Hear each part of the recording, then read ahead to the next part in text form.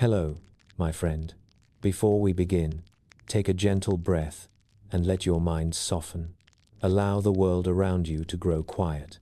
Let the noise drift away like smoke rising into a calm night sky. You're safe here, wrapped in stillness, ready to wander into a story older than memory. Tonight, I'll guide you far into a land of myth and moonlit water, a place where the Aztec story begins, not with war or empire, but with mist, silence, and the soft whisper of destiny. This is the first chapter of the Mexica people, and it begins in Aztlan. Aztlan, a name spoken like a sigh, as if the land itself exhales whenever it is remembered. Half legend, half geography, Aztlan lives in the delicate borderland between history and dream. To imagine it is to imagine a world unhurried by time. Picture a wide, tranquil lake stretching into a horizon softened by white morning haze. Mist drifts above the surface, rising and falling like a sleeping breath. The water glows pale blue beneath the earliest rays of dawn. Along the shoreline, tall reeds sway with gentle dignity, tapping softly against one another as if exchanging secrets. The air is cool and serene, carrying the earthy fragrance of wet soil and the scent of distant rain. Somewhere in the quiet, a night bird calls a lonely, echoing cry that ripples across the lake. This is Aztlan, the cradle of the Mexica people, a land of calm waters, fertile soil, and skies that seem to hold eternity. Aztlan was more than a homeland. It was a sanctuary, a haven carved in mist, where families grew, stories were woven, and the people lived in harmony with the rhythms of the earth. On soft clay paths, children learned to walk while elders told tales of gods and creation. Fires glowed warmly in the evenings, painting golden light on faces gathered in circles of kinship. Women ground maize in steady, soothing rhythms. Men fished in the shimmering waters, their canoes drifting soundlessly across the lake. Life flowed gently here, a serene current untouched by conflict or grief. But beneath this peaceful rhythm, something ancient stirred, a subtle vibration, like a drumbeat echoing from within the earth. For Aztlan was not meant to be forever. It was the beginning of a journey, not its final resting place, and the people of Aztlan knew this, even if only in the quiet corners of their hearts. Watching over them, all-seeing, ever-present, was their patron god, Huitzilopochtli. He was not a distant figure, nor a silent one. He was the hum of life, the pulse of the rising sun, the whisper that slips into human dreams.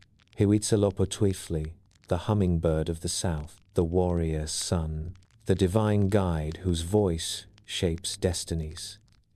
In Aztlan, he revealed himself not through thunder or flame, but through signs carried on the wind. In visions that visited priests during the sacred hours of night, in symbols hidden within the flicker of firelight and the ripples upon the lake, his presence was everywhere and nowhere, all at once. Yet the people felt him, like a warm hand resting gently on their shoulders. And when the time came for him to speak clearly, the world seemed to hold its breath. One night, during a sacred ceremony beneath the trembling silver of moonlight, the god revealed his will. Priests gathered around a fire fed with fragrant resin. Its smoke curled upward in soft spirals, carrying prayers toward the heavens. Drums beat slowly, deep and steady, like a heart made of stone. Women chanted ancient hymns, their voices blending into a single shimmering thread that wove itself into the night air. The people knelt, waiting, and in that stillness, Huitzilopochtli descended, not as a body, not as a shape, but as a voice warm, resonant, echoing brightly inside the soul. He told them something they had always feared but always sensed. Aztlan was not their destiny. They were not born to remain in this cradle of mist and peace. Their story was meant to be written across mountains, deserts, rivers, and centuries. To stay would mean stagnation, softness, forgetting the strength within. The journey ahead would forge them, the hardships would shape them, and in struggle, they would find their true identity. "Hear me," the voice of the god whispered through the flames. "You must leave this place." A murmur rippled through the assembled crowd. Some bowed their heads in sorrow. Aztlan was their comfort, their memory, their mother. To leave seemed unbearable, but the voice of the god continued, gentle yet unyielding. "This journey is not a punishment, it is a calling. Your people shall wander, but they shall also rise. You will endure hardship, but you will also gain strength, and I will walk with you through every shadow, every trial, every dawn." Then, Huitzilopochtli revealed the prophecy, a single image that would guide them through lifetimes. "You will know your promised land when you see an eagle upon a cactus devouring a serpent." The priests trembled as they repeated the words. The people whispered them like a prayer. The prophecy was simple, striking, and strange. An eagle creature of the skies, fierce and proud. A cactus thorned, resilient, growing only in the harshest soil. A serpent symbol of earth, knowledge, and power. Together, they formed a sacred sign, a union of heaven and earth, spirit and flesh, light and darkness. The meaning was clear. Only when they found this sign would they know they had arrived where destiny intended. But the sign was nowhere near Aztlan. The time to depart had come.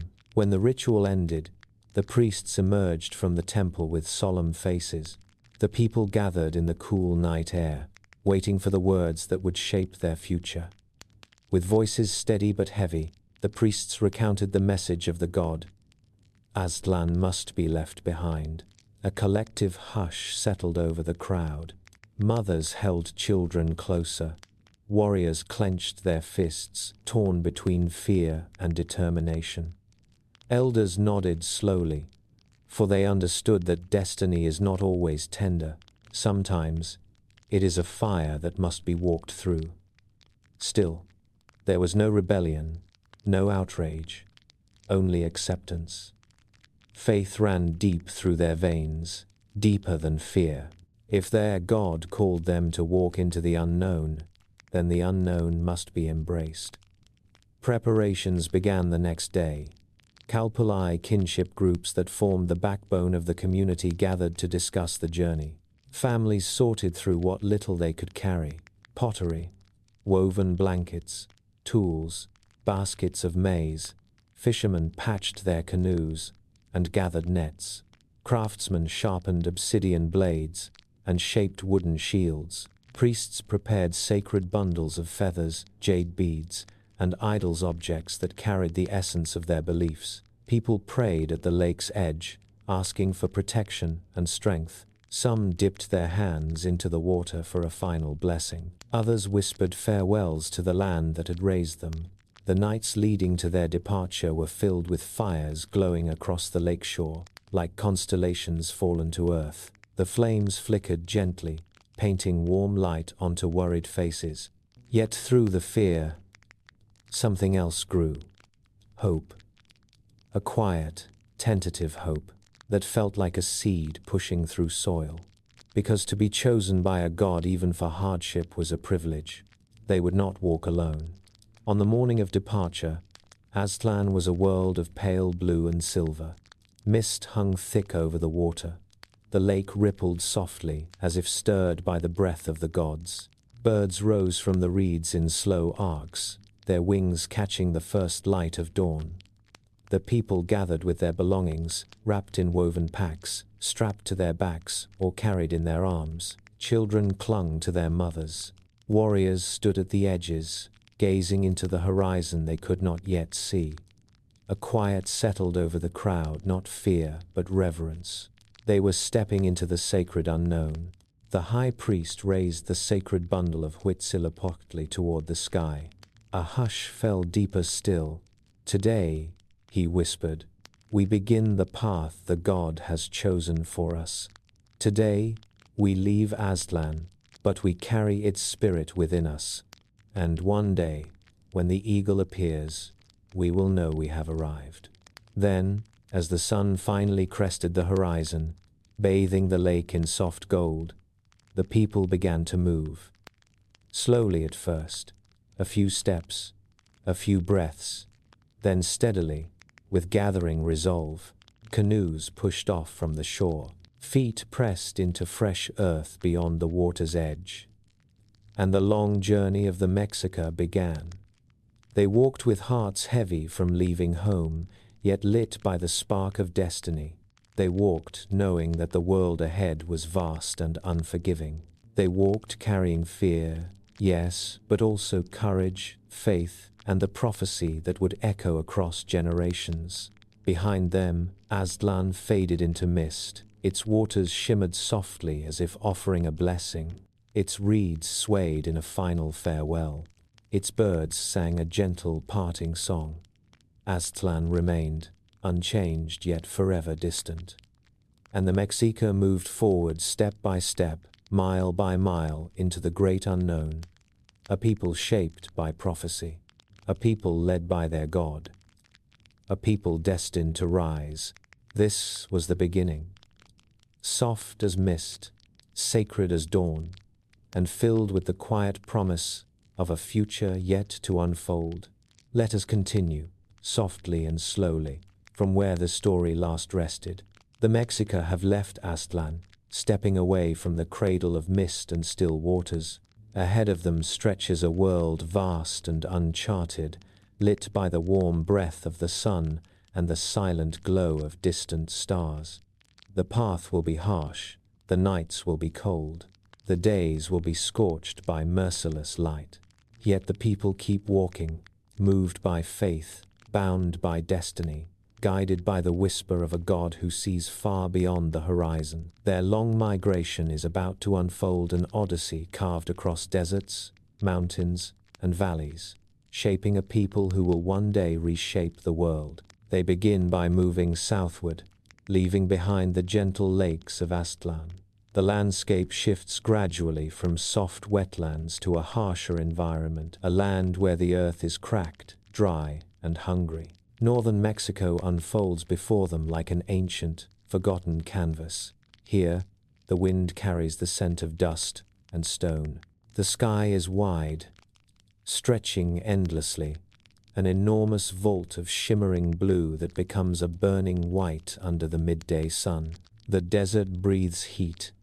The ground glows beneath their feet, each step stirring grains of sand that float in the trembling air.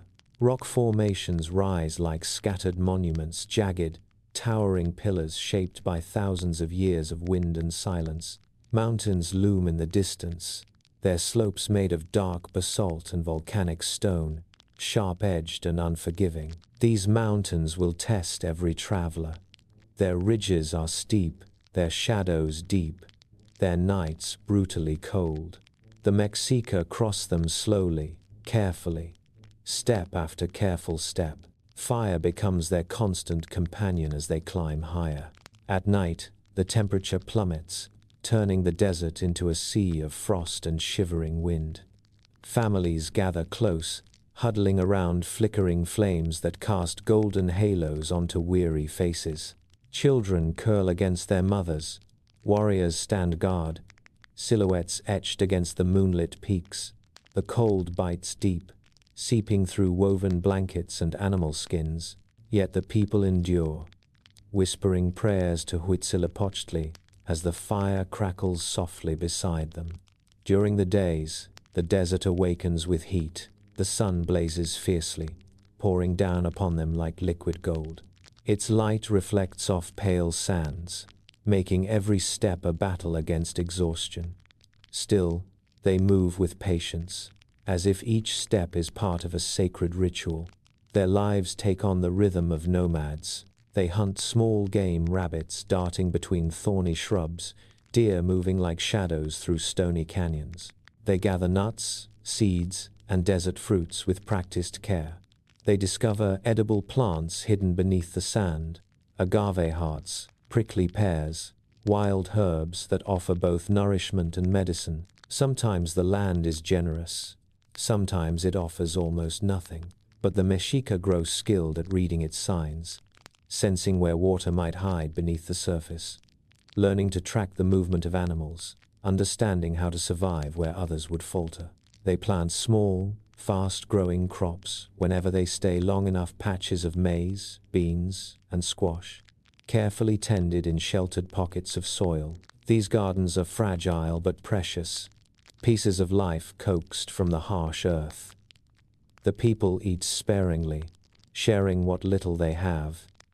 Yet even in scarcity, they hold on to hope. Their faith does not waver. As the months stretch into years, the Mexica move through vast deserts, over jagged ridges of black volcanic rock, and across winding riverbeds carved through the land like silver veins. Some regions bless them with water, a shallow stream trickling through a narrow canyon, a hidden spring bubbling beneath a rocky overhang. Here they pause, drink deeply, and give thanks to the gods. Other regions test them with silence and emptiness. There are days when the wind blows hot as breath from an open kiln. There are nights when coyotes howl across the plains and scorpions crawl beneath sleeping mats. But always, they endure, and always, the prophecy pulls them forward, an eagle upon a cactus, devouring a serpent, a promise waiting somewhere ahead. Over time, the migration becomes more than a journey, it becomes a teacher. Along the way, the Mexica stop at various places, temporary homes that shelter them for months, sometimes years. These resting points are carved into memory like beads on a sacred necklace. Each place offers lessons that shape their culture and identity. At one settlement, they learn new techniques for agriculture from neighboring tribes, how to shape terraces along mountain slopes, how to store water in stone-lined pits, how to cultivate drought-resistant crops.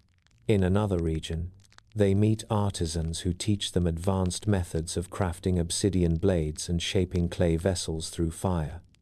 Their pottery grows stronger, their tools sharper, their understanding deeper. They encounter different peoples, each with their own stories, beliefs, and ways of living. Some welcome the Mexica with open arms, others regard them with suspicion, seeing in their eyes a restless fire. Occasionally, conflict flares. Tensions erupt over land, water, hunting grounds, or misunderstandings born from language and difference. These confrontations are harsh but illuminating. The Mexica learn to defend themselves with skill and precision. Their warriors grow stronger, more disciplined, more aware of strategy and unity. The young men learn to move silently across rocky terrain. They learn to read the land like a map. They learn to fight not as scattered individuals, but as a coordinated force held together by loyalty and purpose. Their bond deepens with every challenge.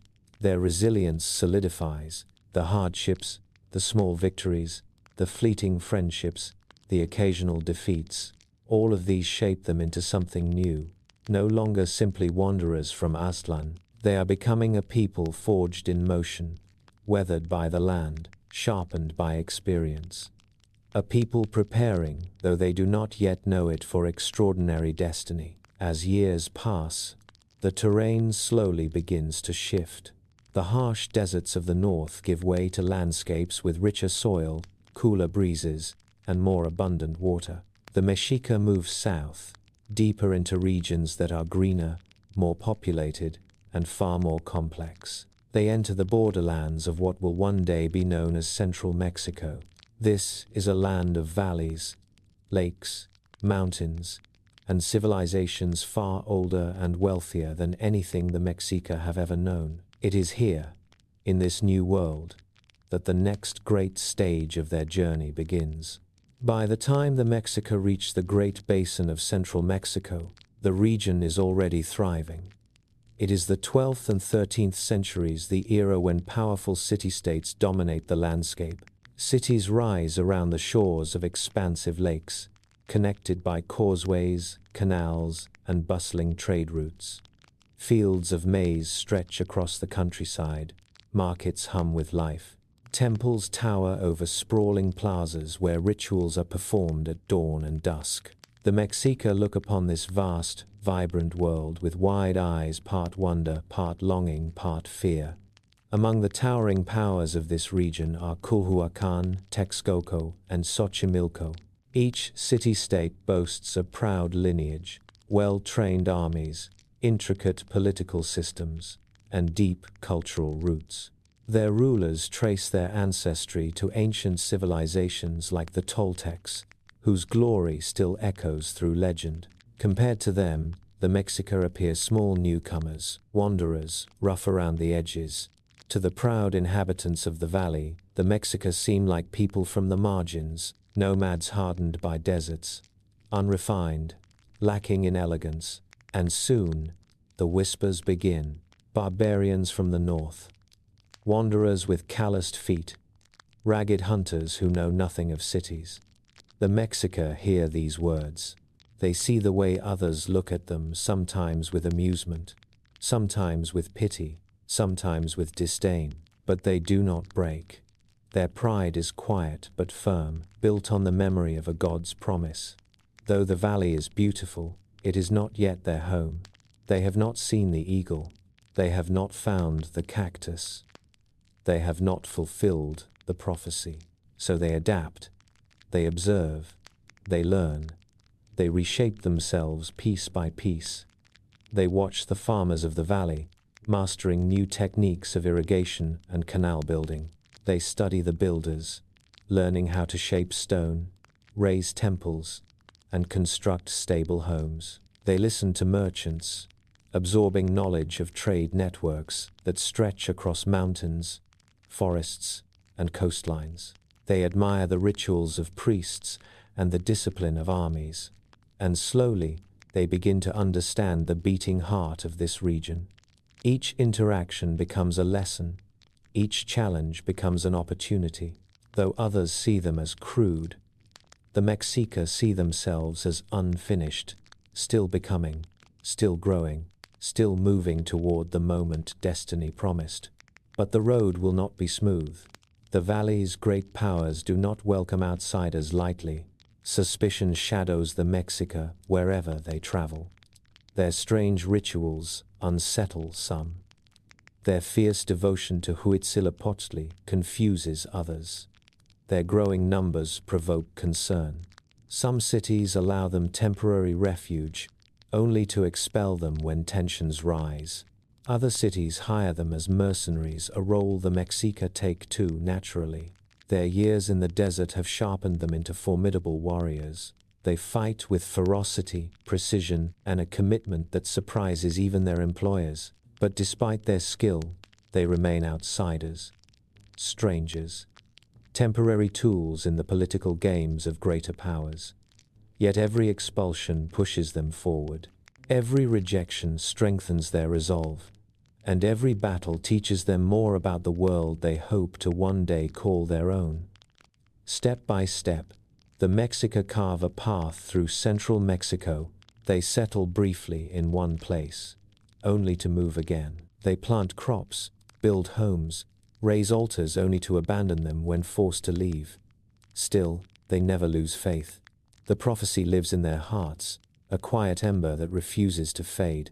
They believe, with unwavering conviction, that somewhere perhaps just beyond the next lake, the next forest, the next mountain, the sign awaits them. The sign that will mark the end of wandering, the sign that will crown their destiny. And so they journey on, through fertile valleys and bustling cities, through forests thick with life and hills glowing under gentle sunrise, through acceptance, rejection, hardship, and rare moments of peace. They carry Aztlan in their memory, the god in their spirit, and the future in their steps. And though they do not yet know it, they are drawing closer, slowly, steadily, to the place where their story will transform from wandering into empire. But for now, they remain students of the land, learners of civilizations older than themselves, wanderers on the edge of greatness. Their migration continues, weaving through time like a quiet river, a river that will soon flow into destiny. The Mexica had wandered for many years by the time they reached the heart of central Mexico, and though they were hardened by deserts, mountains, and restless valleys, they were still outsiders in a land already shaped by ancient powers. Their feet had crossed rivers of dust and plains of thorns. Their hands had built and rebuilt countless temporary homes. Their hearts had carried the prophecy like a small flame, flickering but never extinguished. Yet now, in this new world, they faced an entirely different challenge. A challenge not of survival against the land, but of survival among civilizations stronger and older than they were. If they wished to endure here, if they wished to carve out even a small place for themselves, they would need to adapt once again. They would need to learn new ways. They would need to become more than wanderers. They would need to become indispensable. And so begins the next chapter of their story, the Mexica as mercenaries. At first, the city-states of the valley viewed them with suspicion. The Mexica were strangers, tough, ragged, sun-darkened wanderers who bowed to a god of war and carried a fierce, restless energy. But there was something else about them, too, a sharpness, a discipline, a hunger to prove themselves. These qualities did not go unnoticed. In a world where power was measured in armies, alliances, and the ability to strike fear into rivals, warriors like the Mexica could be useful. And the first city to recognize this was Culhuacan. Culhuacan was one of the most prestigious Altepetl city-states in the Valley of Mexico. Its rulers claimed descent from the legendary Toltecs, giving them an air of refinement and nobility. Their people lived along fertile lands. Their temples rose proudly above bustling markets. Their leadership was respected, their wealth admired. But even great cities needed soldiers. Wars between city-states were common, sparked by disputes over land, tribute, and honor. And when Culhuacan required additional fighters, men unafraid of danger, skilled in survival, willing to serve with absolute loyalty, they turned to the Mexica. The Mexica accepted readily. For them, this was more than employment. It was opportunity. It was legitimacy. It was a chance to prove they were not merely wandering strangers, but a people shaped by strength and destiny. So they took up their obsidian-tipped spears. They painted their faces with ash and crimson. They tied feathers into their hair, and they became warriors of Culhuacan.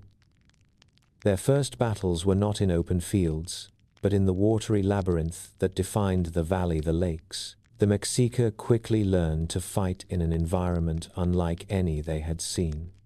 Vast wetlands stretched across the land, shimmering beneath the sun like scattered mirrors. Reeds rose taller than men, rustling softly in the breeze. Canals wound like living veins through the marsh. And everywhere, the sound of water, hushed, endless, alive. To fight here required a new kind of strength, a new kind of awareness. A warrior had to balance in a canoe while the lake shifted beneath him. He had to move his paddle silently, gliding like a ghost through narrow channels. He had to strike quickly, precisely, before the ripples gave away his position. The Mexica embraced these challenges. They trained in canoes built from hollowed tree trunks. They learned to navigate reeds so thick they could swallow the sound of entire armies. They became masters of ambushes, rising where the water was deepest, vanishing where the reeds closed overhead like a curtain. Their skill grew swiftly, and their reputation followed. Soon, Culhuacan's neighbors learned to fear the dark shapes that darted between the reeds. The Mexica, with their painted faces and fierce discipline, became a whisper that passed through the valley, a rumor that drifted across lakes, a presence that lurked just beyond sight. They were relentless, deadly, and loyal to their employers. But their service was not limited to water. The Valley of Mexico was a mosaic of landscapes, forests, islands, small hills, and marshlands. Battles unfolded in shifting terrain, and the Mexica adapted to each one. They learned to fight in dense marsh grass where visibility was low. They learned to track enemies across mudflats that held faint traces of footsteps. They learned to listen to the rustle of reeds, to the cry of birds disturbed by movement, to the faintest splash in dark waters. Culhuacan rewarded them with land, though small and marshy. Still, for the Mexica, it was more than enough. They built shrines, they grew crops. They believed they had finally found a place where their people could settle and breathe. But destiny does not unfold in straight lines. And peace, for the Mexica, never lasted long. The event that changed everything began with a ritual meant to honor the relationship between Culhuacan and the Mexica. A ritual that, through misunderstanding and cultural difference, would erupt into horror. In the Mexica world, sacrifice was sacred, a bridge between mortals and gods, a necessary act to maintain cosmic balance. Captives taken in battle were often offered to Huitzilopochtli, clothed in honor, their spirits believed to ascend alongside the rising sun. But Culhuacan had different customs, different boundaries, different expectations. One day, the ruler of Culhuacan gave his daughter to the Mexica intended as a gesture of alliance and trust. He believed she would be treated with the respect befitting her status. And she was. But the Mexica honored her in their own way, not as a bride, not as a political token, but as a sacred offering. To them, offering a noblewoman to the gods was the highest tribute possible, a sign of respect, a profound blessing. But to Culhuacan, it was an unforgivable betrayal. When the ruler learned that his daughter had been sacrificed, his grief turned instantly to fury. The city rose in outrage. Cries echoed through the streets. And the Mexica, once valued as warriors, became enemies overnight. Suddenly, everything changed. The land they had been allowed to occupy was no longer theirs. The goodwill they had earned through service collapsed like clay beneath rain. Culhuacan's armies turned against them. The Mexica were forced to flee, abandoning their homes, their fields, their shrines. They ran under the cover of darkness, guided only by the faint flicker of torchlight and the pull of necessity. Behind them, the shouts of Culhuacan's soldiers echoed across the night. Ahead of them lay the unknown. It was not the first time they had been pushed away, but this expulsion was different, more violent, more final, and it pushed them into a place no one else wanted, a place seen as inhospitable, unworthy, and nearly impossible to live in. The western marshes of Lake Texcoco, a land of mud, reeds, and small islands barely rising above the water, a land avoided by nobles and commoners alike, a land where even birds seemed reluctant to land. But the Mexica had survived deserts. They had survived mountains. They had survived exile after exile. And now they would survive the marsh. Their first nights in the swamp were bleak. The air was thick with moisture, carrying the scent of algae and stagnant water. Mosquitoes swarmed in dense clouds, biting relentlessly. The ground shifted underfoot, unstable and treacherous. Food was scarce, shelter was difficult to build. Children cried from cold and hunger. And yet, even here, even in the most unwelcoming place they had ever been forced into, the Mexica did not break. They built platforms of reeds and mud, lashing them together with vines. They wove mats of tules to create dry spaces. They learned to catch fish in shallow pools and gather edible plants from the margins of the marsh. Warriors took turns standing watch, their silhouettes reflected in the water like shadow spirits. The people huddled together, sharing warmth, sharing hope, refusing to surrender. And then, on one morning, everything changed. It was early. The sky was just beginning to lighten, the horizon painted in soft shades of blue and pale gold. Mist rose from the lake, curling around the small islands like delicate threads of silk. The Mexica priests gathered before dawn, as they always did, to perform sacred rituals. They lit incense, its fragrant smoke rising into the cool air. They chanted quietly, voices soft but steady, and as the first rays of the sun stretched across the marsh, something moved in the distance. A shape, a silhouette, high upon a small rocky outcropping that jutted out from the water. The priests turned their heads, their breaths caught, for there, illuminated by the golden dawn, perched on a cactus growing from stone, was an eagle. Its wings were broad and powerful. Its feathers gleamed with the brightness of the rising sun.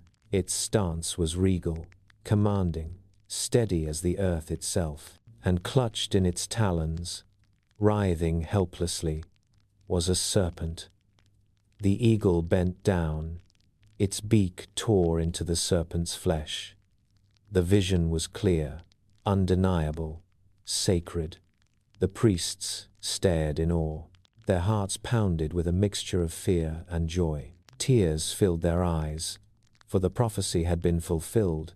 The sign promised by Huitzilopochtli, the sign they had carried for generations, had finally appeared. Here, in this marsh, in this overlooked corner of the world, the place that no one else wanted, a place dismissed as uninhabitable, a place that had become their last refuge. But to the Mexica, it became something entirely different, something divine, something chosen. The priests fell to their knees. They lifted their hands to the sky. They murmured prayers of gratitude and disbelief. Other Mexica rushed forward, drawn by the commotion, their eyes widening as they saw the sacred image. A silence fell across the marsh, a stillness so profound it seemed the entire world paused to witness this moment. Then, with a voice trembling from emotion, the high priest whispered, "This is the place. This is where the God has led us. This is the land we were promised. This is where we will build our home." The words rippled through the crowd like wind through reeds. Some cried openly, tears glistening on their cheeks. Others dropped to the ground, overwhelmed. Mothers clutched their children, whispering blessings. Warriors stood tall, pride swelling in their chests. After generations of wandering, the Mexica had reached the end of their journey, not in a lush valley, not in a city of stone, not in land already rich with crops and trade, but here, in the very heart of the marsh, a place that would demand everything from them, their strength, their ingenuity, their resilience, but it would also give everything in return. For here, they would build a city unlike any ever seen, a city that would rise from water and mud, a city that would shine with temples, causeways, markets, and gardens, a city that would become the greatest power in Mesoamerica, a city that would one day be known as Tenochtitlán. But for now, the Mexica stood silently on the wet ground, the sunlight warming their faces as the eagle continued to tear into the serpent. It was a feast, a symbol, a promise. The priests bowed deeply, their foreheads touching the earth. "Here," they said, "the God has chosen for us. Here we will begin again. Here we will rise." And so the Mexica, once wanderers, mercenaries, exiles, and outcasts, found the land where their destiny would take root. The marsh was still harsh, the nights still cold, food still scarce, but something had changed. The land was no longer an enemy, no longer a punishment. It was sacred, chosen. Their faith filled the air like warmth. Their hope glowed like embers ready to burst into flame. And as the sun climbed higher over the lake, the Mexica began the slow, steady work of turning a swamp into a future built on water, a future born from prophecy, a future written beneath the wings of an eagle. The Mexica stood in silent awe beneath the rising sun, their eyes fixed upon the eagle perched upon a cactus. Its wings glowed with the warmth of dawn. Its feathers shimmered like living gold, and in its talons, the serpent writhed in its final struggle. This was the sign promised across generations. the sign carried like a flame in the hearts of wanderers, the sign that had guided them across deserts, mountains, valleys, and endless years of uncertainty. Now, at last, the prophecy had unfolded before their eyes. Here, in these marshes where no one wished to live. Here, on land that others dismissed as worthless. Here, among reeds and mud and shimmering water, this place was chosen. This place was sacred. This place would become the heart of a future empire. But on that first morning, all they saw was a swamp, a wet, muddy, unstable ground that shifted beneath their feet. Reeds taller than men rose in dense clusters across the shallow waters. Mosquitoes thickened the air like drifting smoke. The sun reflected on the lake's surface in blinding sheets of silver. It was beautiful, yes, but in a quiet, dangerous way. And in that moment, the Mexica understood something profound. What the god had given them was not comfort. It was challenge, not ease, but opportunity, not shelter. A destiny that demanded effort, vision, and relentless determination. And they accepted it wholeheartedly. The first task was survival. The Mexica had known hunger, hardship, and wandering. But this was a new kind of challenge. The land could not be lived on, not in its current state. There was no solid earth beneath their feet, no dry ground on which to build, no fields waiting for crops, no clean source of drinking water. Yet the people wasted no time. Their resilience had been forged across years of movement. Their ingenuity had been sharpened by deserts and mountains. They knew how to adapt. They knew how to build from nothing. And so they began. The first dwellings of the Mexica rose not from stone or carved wood, but from reeds and mud. They cut long stalks of tules and carrizo tall, flexible reeds that grew in abundance around the lake. They bundled them tightly, weaving them into walls and mats. They drove wooden stakes deep into the mud, anchoring them until they reached firmer sediment below. Between these stakes, they layered mud, reeds, and brush, creating raised platforms, small artificial patches of ground that hovered just above the waterline. These platforms became the foundation of their earliest homes. Homes lifted from the swamp, homes built with nothing but their hands and their will. The walls were woven reed mats, tied with fibers stripped from agave plants. The roofs were layered with leaves and grasses, designed to keep out the rain. Inside, the spaces were warm, simple, and filled with the scent of freshly cut plants. At night, the water reflected the flicker of fires from dozens of small dwellings, making it seem as though the stars had descended upon the lake. The people slept close together for warmth, listening to the gentle lap of water against the reed foundations. And though the conditions were harsh, something miraculous began to happen. They felt at home.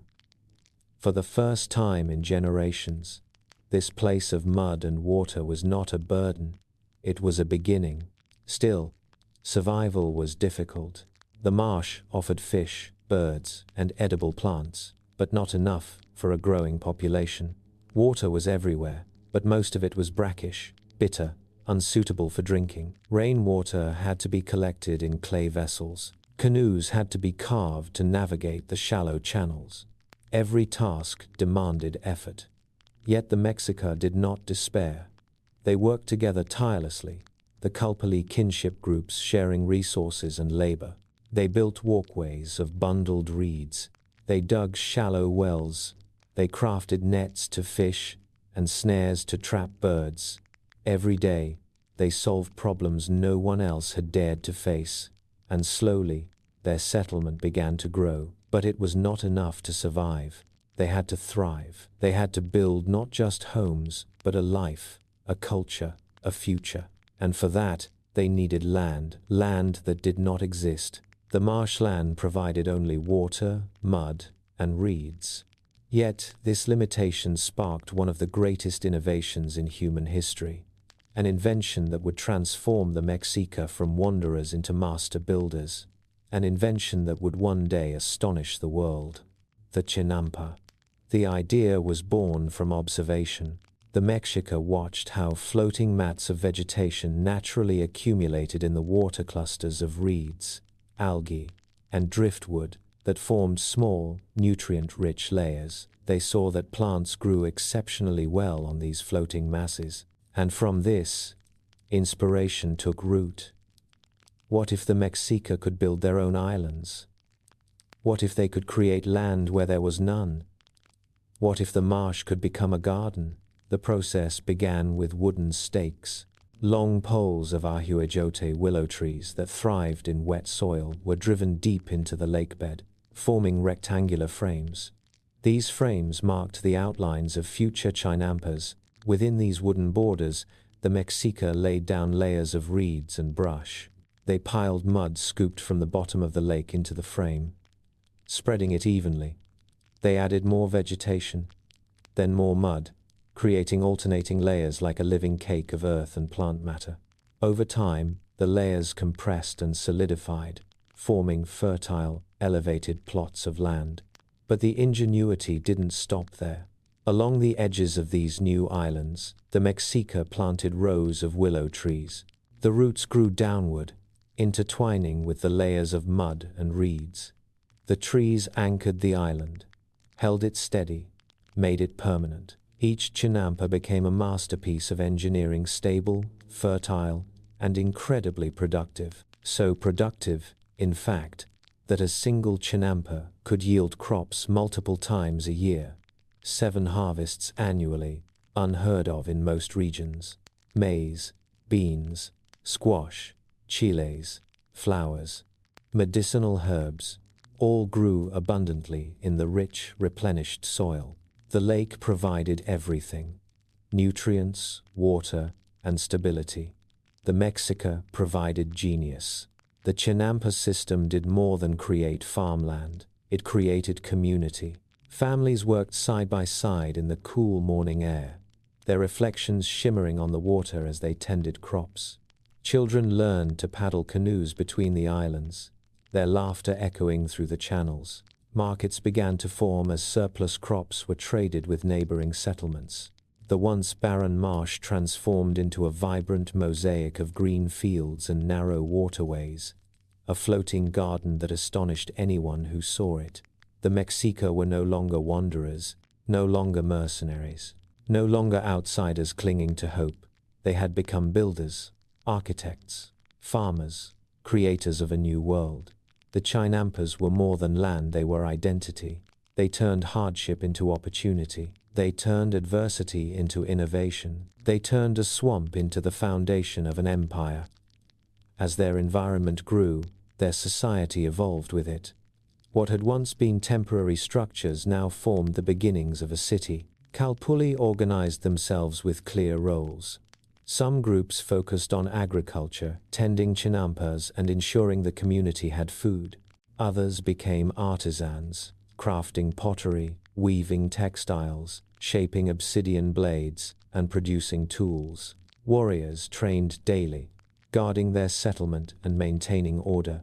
Priests observed the stars, offering rituals to guide the community's spiritual life.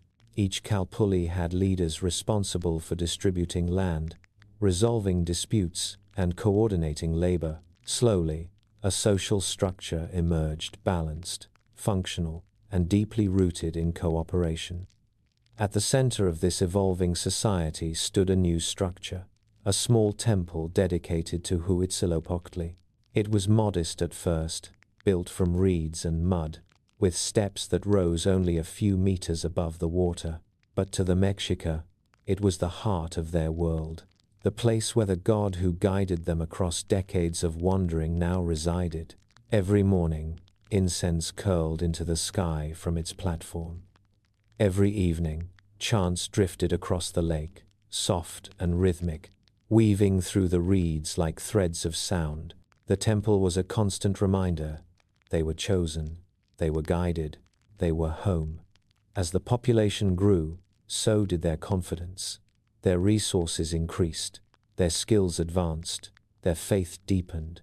And with every day that passed, the settlement looked less like a cluster of reed huts and more like the embryo of a city with walkways and canals, a city with gardens and gathering spaces, a city with order, structure, vision, and purpose, a city that rose from the water like a dream turning into reality. The Mexica named this place Tenochtitlán, the place of the prickly pear on the rock, a name tied intimately to the prophecy, to the cactus where the eagle perched, to the stone that rose from the water. Every syllable echoed with meaning, every word carried memory, and as the years passed, Tenochtitlán began to shine with the promise of future greatness. But in these early days, life was still difficult. The lake's waters could rise unpredictably. Storms could sweep across the valley with sudden fury. Crops could fail. Illness could spread. Resources were limited. Yet the Mexica grew stronger with each trial. For the first time in generations, their struggle had purpose, not to wander, not to escape, but to build. And so they worked tirelessly. They expanded their chinampas. They reinforced their homes. They created irrigation channels to regulate the flow of water. They constructed causeways of mud and stone, connecting small islands into larger clusters. They planted more willow trees, their roots braiding the city together like living threads. Piece by piece, Tenochtitlán took form. A city rising where no city should exist. A city defying nature. A city shaped by faith. The social fabric grew richer as well.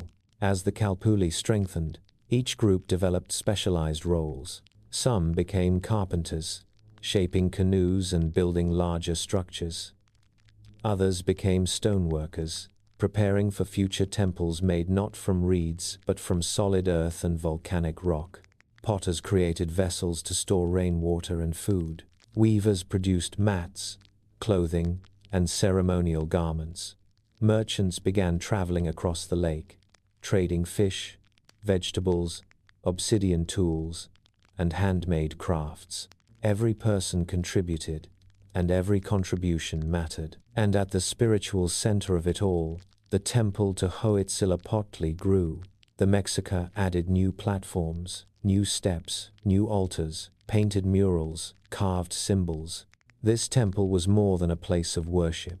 It was a symbol of the Mexica identity, a reminder of the desert nights they had survived, a reminder of the battles fought in reed forests, a reminder of the prophecy fulfilled, a reminder that they were chosen not because they were weak, but because they were strong enough to build beauty from nothing. The priests, too, played a vital role. They studied the stars, interpreting celestial movements to determine planting cycles and ritual dates. They advised leaders on matters of diplomacy and war. They preserved oral histories, ensuring that every child growing up in Tenochtitlan understood where their people had come from Aztlan, from the prophecy, from hardship, from survival, from the will of the God who guided them still. As years passed, the city expanded outward and upward. Homes became sturdier. Chinampas multiplied, each one carved with care from the living lake. Children grew into adults who had never known wandering. Tenochtitlan became not just a place to survive, but a place to flourish. A place where the Mexica could finally breathe, grow, and dream. And though the world beyond the lake still looked upon them with suspicion, even disdain, something was changing. The Mexica were no longer desperate migrants or roaming mercenaries. They were becoming a people with land, with order, with purpose, and with a growing power that others could no longer ignore. But this was only the beginning. Tenochtitlan was still young, fragile, and vulnerable. Much awaited them: alliances, battles, triumphs, tragedies. Yet in those early days, floating on the shimmering waters of Lake Texcoco, the Mexica felt something they had not felt in generations. Hope. Real, tangible, blossoming hope. A hope that grew like the willow roots beneath their feet. Deep, strong, enduring. It anchored them to the land. It anchored them to each other. It anchored them to destiny. And the city of reeds, mud, and shimmering water would soon transform into a city of stone, temples, markets, warriors, and kings. But that is a story waiting in the chapters ahead. For now, Tenochtitlan breathes softly in its infancy, cradled by the lake, guided by the gods, and strengthened by the unshakable determination of the Mexica people, a city rising from the water, a dream becoming real, a future unfolding beneath the watchful wings of the eagle. The years passed gently over the young city of Tenochtitlan, like soft ripples across a calm lake. The reed houses grew sturdier, the chinampas multiplied, spreading like floating gardens across the shimmering water. The people felt grounded, rooted, connected to the land that their God had chosen for them. Yet even in this early harmony, a quiet tension began to stir, a subtle shift, like the first breeze before a distant storm. It began not with conflict, but with growth. Growth of population, growth of ambition, growth of identity. As Tenochtitlan expanded, so did the number of Kalpuli, each group developing its own traditions, leadership, and sense of belonging. Some families traced their lineages back to the earliest wanderers from Aztlan. Others descended from groups who joined the Mexica along their long journey south. Still others were newcomers, people drawn to this rising city of water and promise.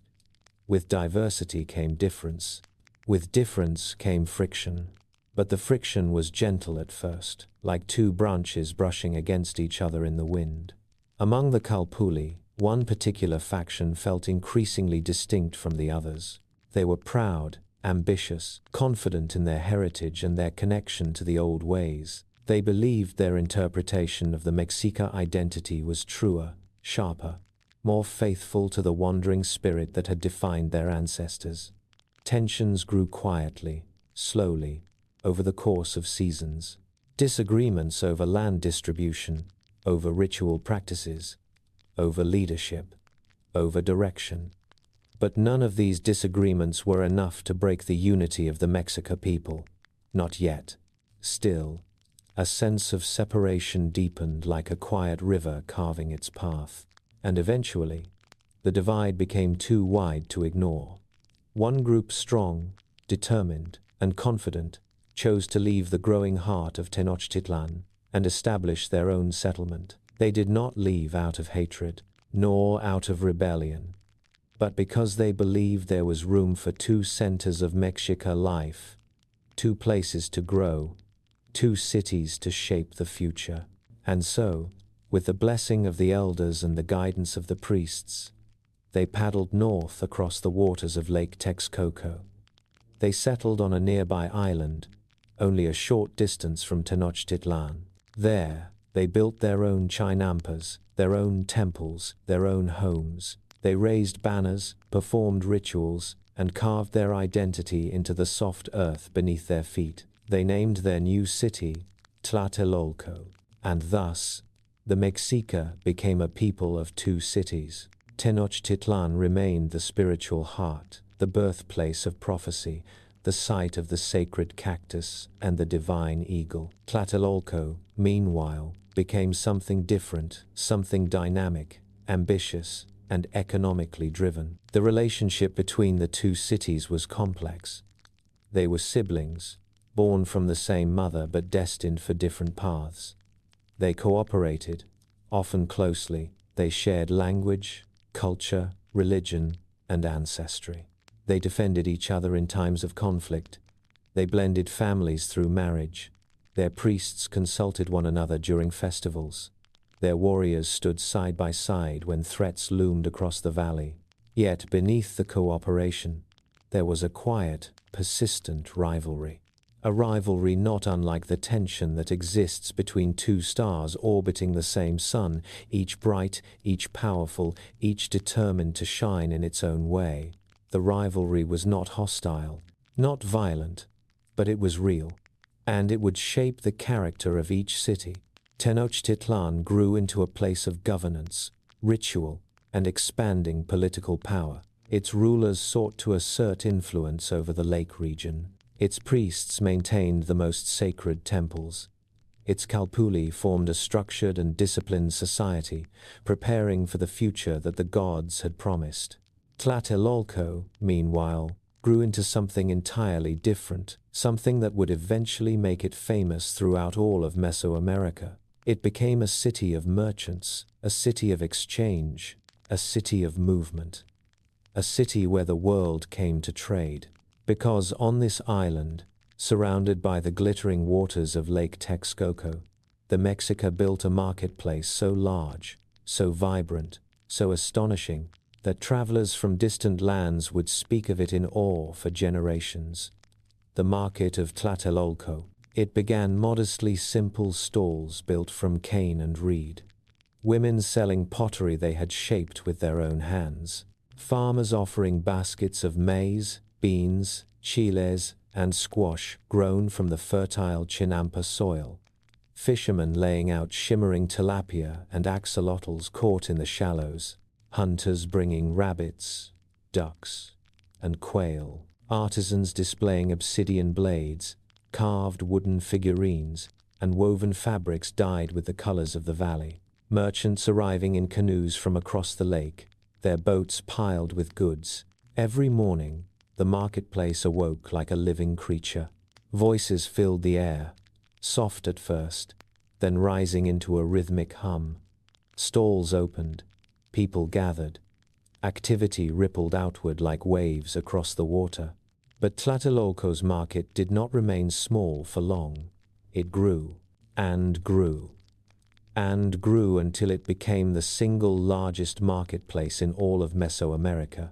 A place so vast, so bustling, so rich with commerce, that even centuries later, Spanish chroniclers would write of its grandeur with astonishment. Tlatelolco's market became the beating heart of trade across the entire region.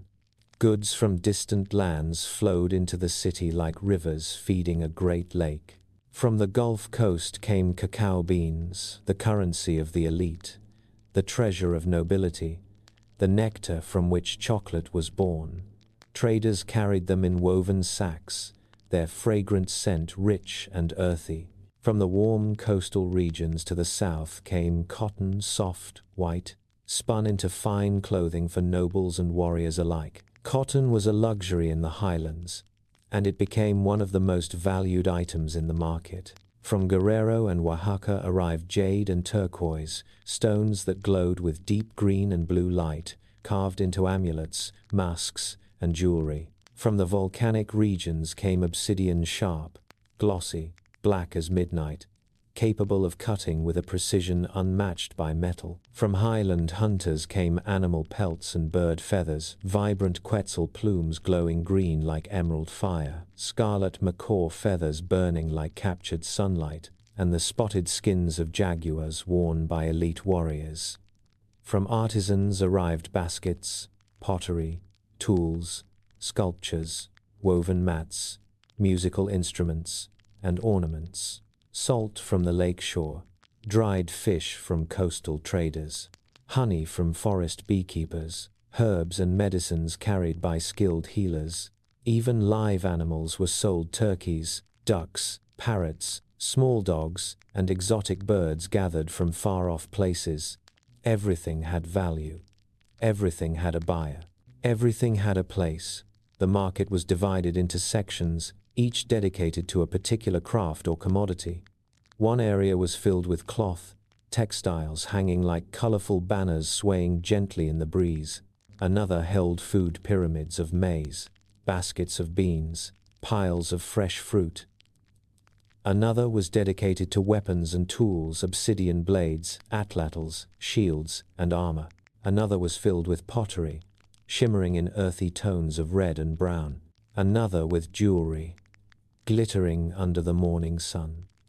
Yet another with birds, their bright feathers fluttering in ornate cages.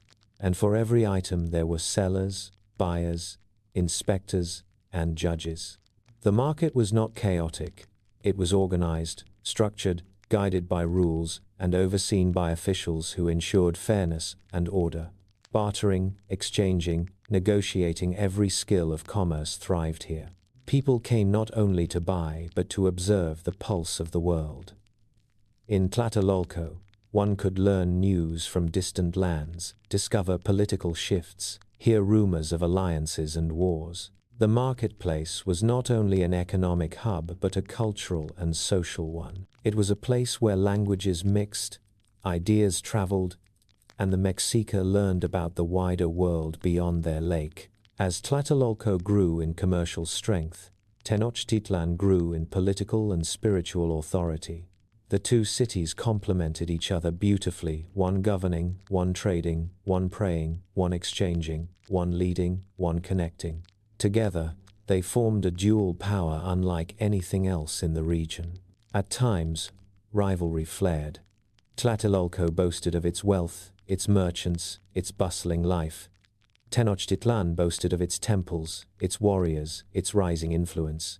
Yet beneath the surface, they remained bound by shared blood, shared memory, and shared destiny.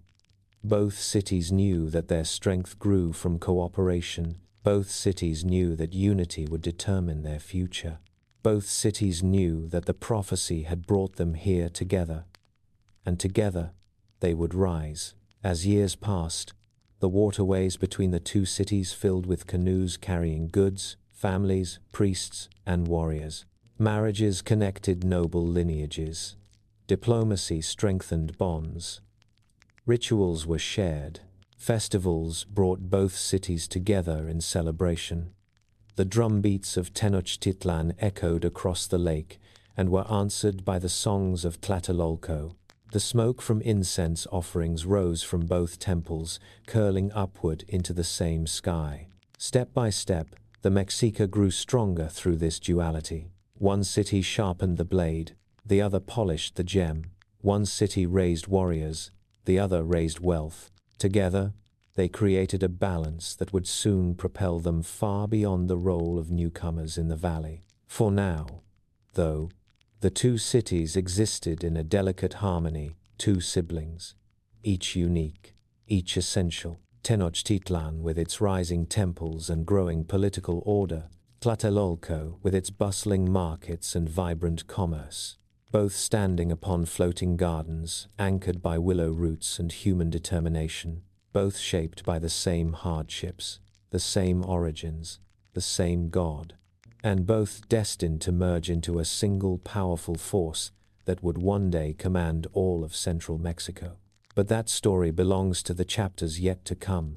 For now, in these early years, Tenochtitlan and Tlatelolco shine side by side, two lights reflected upon the surface of Lake Texcoco, two hearts beating within one people, two cities whose stories are forever intertwined.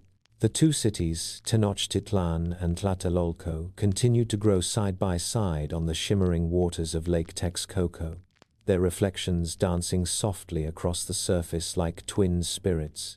Yet as the years passed, one of them began to rise with a force that could not be ignored. Tenochtitlan, cradle of the prophecy, birthplace of the eagle's sign, slowly gathered strength, political strength, military strength, spiritual strength. It grew not only from the faith of its people but from the leaders who shaped its destiny.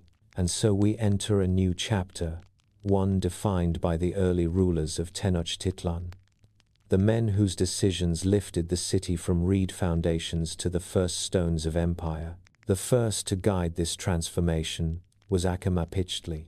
Chosen as Tenochtitlan's inaugural Tlatoani, its first king Acamapichtli ascended the throne in the late 14th century, at a time when the Mexica were still viewed as newcomers in the valley. They had built their floating gardens, they had raised their first temples, they had established their laws and calpuli, but they were still politically vulnerable, overshadowed by older, richer, more established city-states.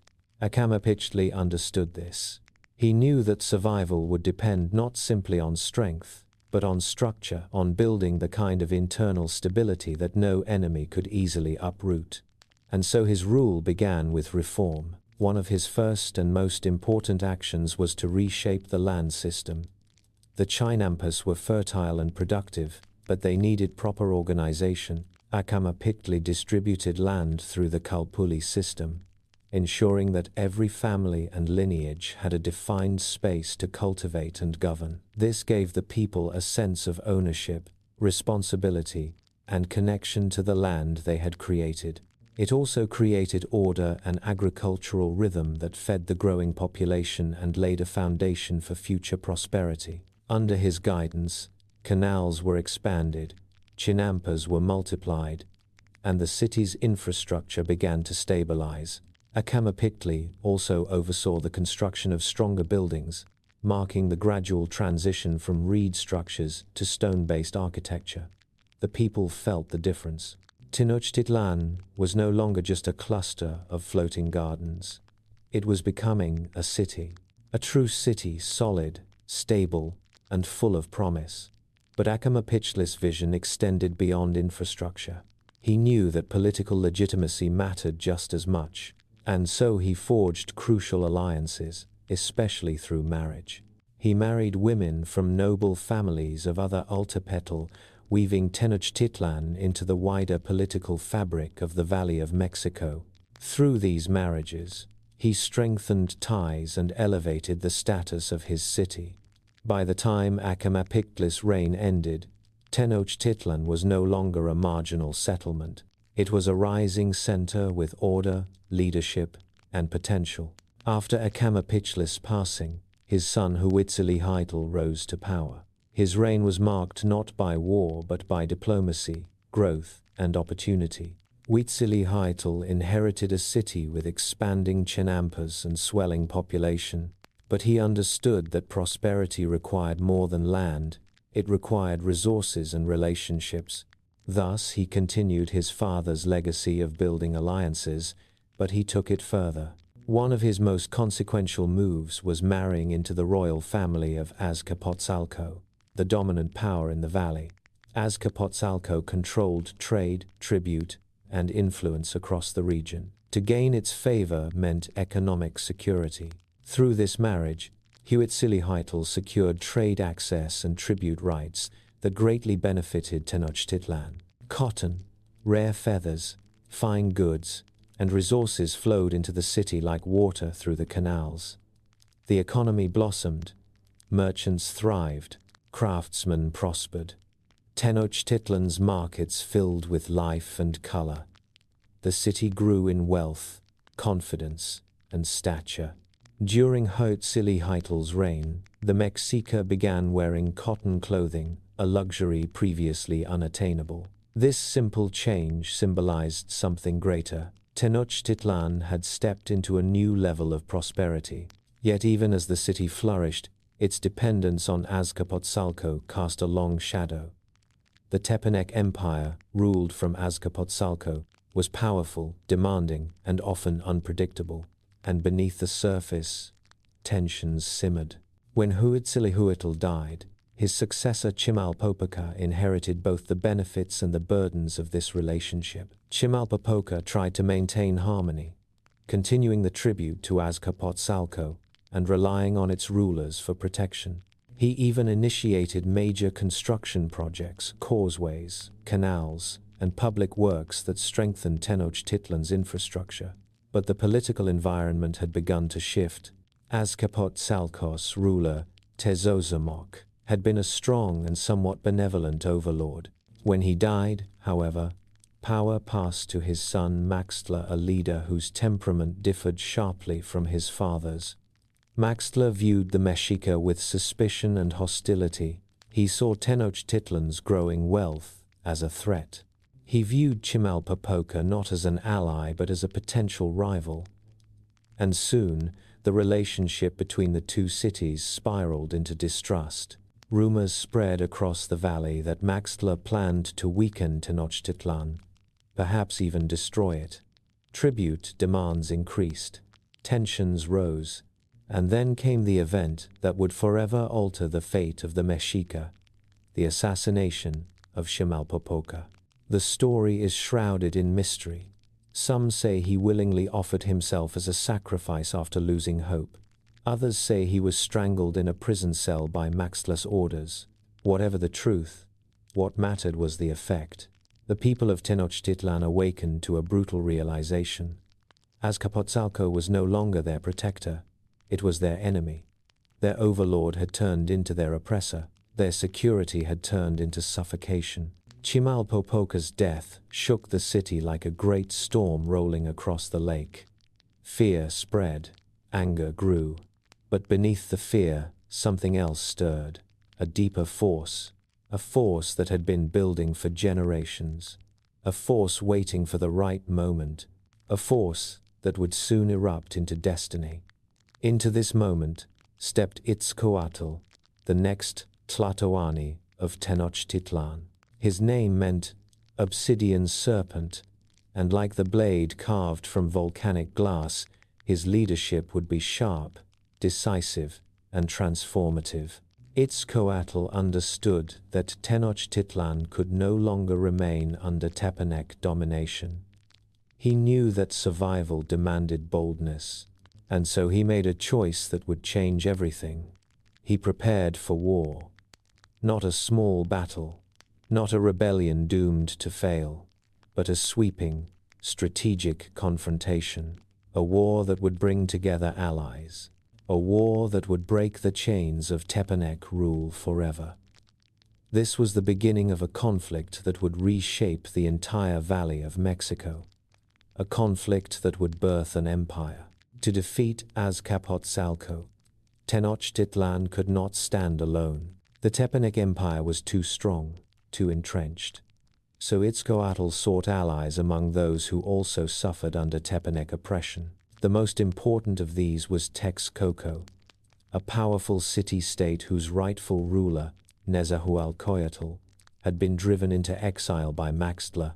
Nezahualcoyotl, a poet, philosopher, strategist, and visionary, shared Itzcoatl's desire to see Azcapotzalco fall. Together, they forged a pact of war, a pact of liberation, a pact of destiny.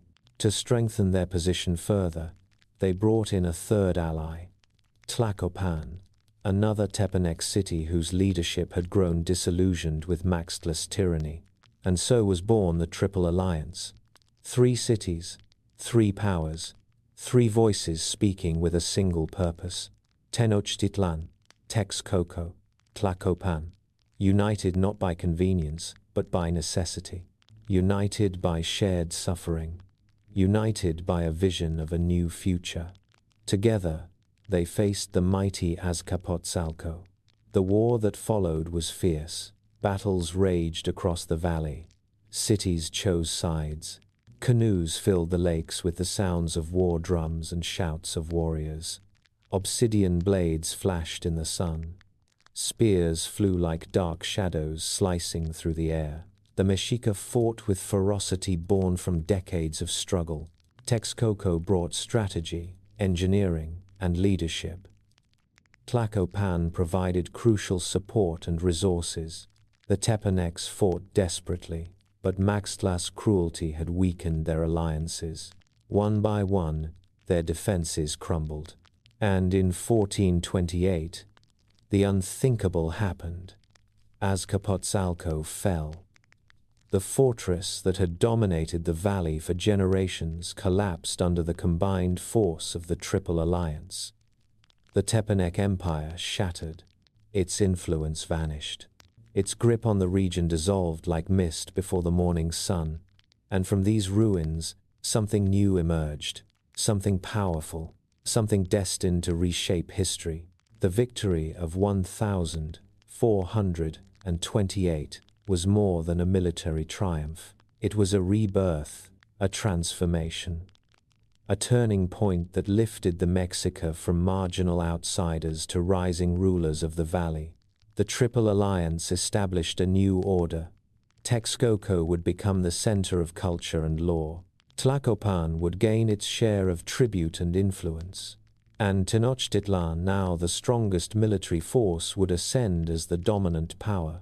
This moment marked the birth of the Aztec Empire, an empire built on alliance, tribute, warfare, innovation, and spiritual devotion, an empire that would expand across mountains, valleys, coasts, and forests. An empire whose capital would one day awe foreign invaders with its beauty, complexity, and grandeur. And at the heart of this empire stood Tenochtitlán, no longer a humble city rising from muddy waters, but a formidable altarpetal with ambition, authority, and divine purpose. The rise had begun, the world would feel its echo, and the Mexica, once wanderers without a home, had become masters of their destiny. The fall of Azcapotzalco marked a turning point so profound that the Valley of Mexico seemed to breathe differently in its aftermath. For generations, the Tepanec Empire had cast a long shadow over the lakes and cities of the region. Now that shadow had dissolved like mist touched by sunlight, and rising in its place was something new, something powerful, ambitious, and guided by a destiny that had been whispered into existence long before the first stones of Tenochtitlan were ever laid. The Mexica had defeated their oppressors, they had seized their moment, and under the leadership of Itzcoatl, they began forging not just a kingdom but an empire. Itzcoatl was no ordinary ruler. He had led his people through war, but he understood that victory on the battlefield was only one part of true power. Real sovereignty, lasting sovereignty, required more. It required unity, identity, and control over the very story of the people. So Itzcoatl turned his attention not outward, but inward. He sought to remake the Mexica from the inside out. He sought to build a new foundation not of mud and reeds, but of memory. And thus began one of the most controversial and transformative moments in Mexica history: the burning of the old books. These books, painted codices, contained stories passed down for generations, tales of origins, migrations, alliances, and myths. Some came from allied tribes, some from conquered peoples, some from elders who remembered a time when the Mexica lived in shadows, outsiders wandering through lands that did not welcome them. To many people, these codices were sacred. They preserved the past, they held truth. But to Itzcoatl, they also held danger. They reminded the world and the Mexica themselves of their humble, vulnerable beginnings, their years of wandering, their early defeats, their dependence on stronger nations. And now, with Tenochtitlan ascending, Itzcoatl refused to let his people be defined by weakness. He believed that an empire must craft its own story, a story not of wandering and subjugation, but of divine purpose and rightful destiny. A story that could unite the present and propel the future. So Itzcoatl gathered the priests, scholars, and leaders. Together, they made a decision that would echo across the centuries. The old books would be destroyed, the past would be rewritten, history would be reborn. Fire consumed the codices one by one, their pigments blistered under the heat. Ancient words curled into smoke, images that had survived generations dissolved into ash. The flames crackled, reflecting in the calm waters of the lake like spirits rising into the sky. It was not an act of malice. It was an act of creation, fierce, deliberate, and visionary. In place of those burned books, new histories were written. Histories that elevated the Mexica. Histories that emphasized their divine origins. Histories that portrayed them not as refugees, but as chosen people guided by Huitzilopochtli from the dawn of time. This rewriting was not a lie. It was a transformation. A reshaping of identity. A forging of myth and memory into a unified truth. It strengthened the power of the Tlatoani. It strengthened the authority of the priesthood. It strengthened the cohesion of the nation. The Mexica no longer looked backward with shame or confusion. They looked forward with purpose, confidence, and clarity. While Itzcoatl reshaped the soul of the empire, he also restructured its political body. He redistributed land to noble families, ensuring loyalty and stability. He reorganized tribute systems. He formalized alliances within the Triple Alliance. and under his rule, Tenochtitlan transformed from a rising city into the commanding heart of a burgeoning empire. When Itzcoatl died, he left behind not a fragile kingdom but a powerful, unified force. His successor Moctezuma I would take this foundation and build upon it the first golden age of the Aztec Empire. Moctezuma I was a ruler of vision, discipline, and immense ambition. Under his leadership, Tenochtitlan entered a period of flourishing growth, culturally, economically, militarily, and spiritually. The city expanded rapidly, rising from the marsh in bold shapes of stone and wood. Temples grew taller, built with precision and grandeur. The Templo Mayor, the main temple dedicated to Huitzilopochtli and Tlaloc, was enlarged and adorned with new layers of architecture. Its steps rose sharply toward the sky. Its twin shrines glowed under the sun and cast long shadows across the bustling plaza below. At dawn, the temple caught the first light. At dusk, it held the last. It became not only the religious center of the empire but the symbol of Mexican power and devotion. Moctezuma I also oversaw the construction of vast hydraulic systems, dikes, canals, and floodgates that protected the city from the unpredictable waters of Lake Texcoco. One of the most impressive feats was the Nezahualcóyotl dique, built in cooperation with the great engineer-philosopher of Texcoco. This massive structure separated the salty waters of the lake from the fresh waters needed for irrigation and daily life. It stretched for miles, a testament to both engineering brilliance and political cooperation. With better water control came greater agricultural expansion. The Chinampas thrived. The city flourished. Food became abundant. Markets swelled with goods. Tenochtitlan grew into a place of beauty, green, shimmering, fragrant with flowers, and alive with movement. Visitors would later write that it seemed to float like a vision above the water. Yet, Moctezuma's reign was not only about growth within the city, it was also about expansion beyond it. The Mexica were no longer content to be a regional power. Under Moctezuma's command, they set out to conquer new territories and extend their influence across Mesoamerica. Campaigns were launched against distant lands. The Mexica armies marched north, east, and south. They conquered the Huastec region, bringing fertile lands and new tribute under their control. They moved into Oaxaca, forging alliances and asserting power across the valleys and mountains. They reached toward the Gulf Coast, gaining access to valuable coastal resources. Gradually, the empire stretched wider and wider, like a great bird casting its shadow across the land. Through warfare, tribute, intimidation, and diplomacy, Moctezuma I wove a vast tapestry of states under Mexica dominance. Each region contributed to the empire. Each strengthened Tenochtitlan's influence. Each conquest fed the growing machine of Mexica power.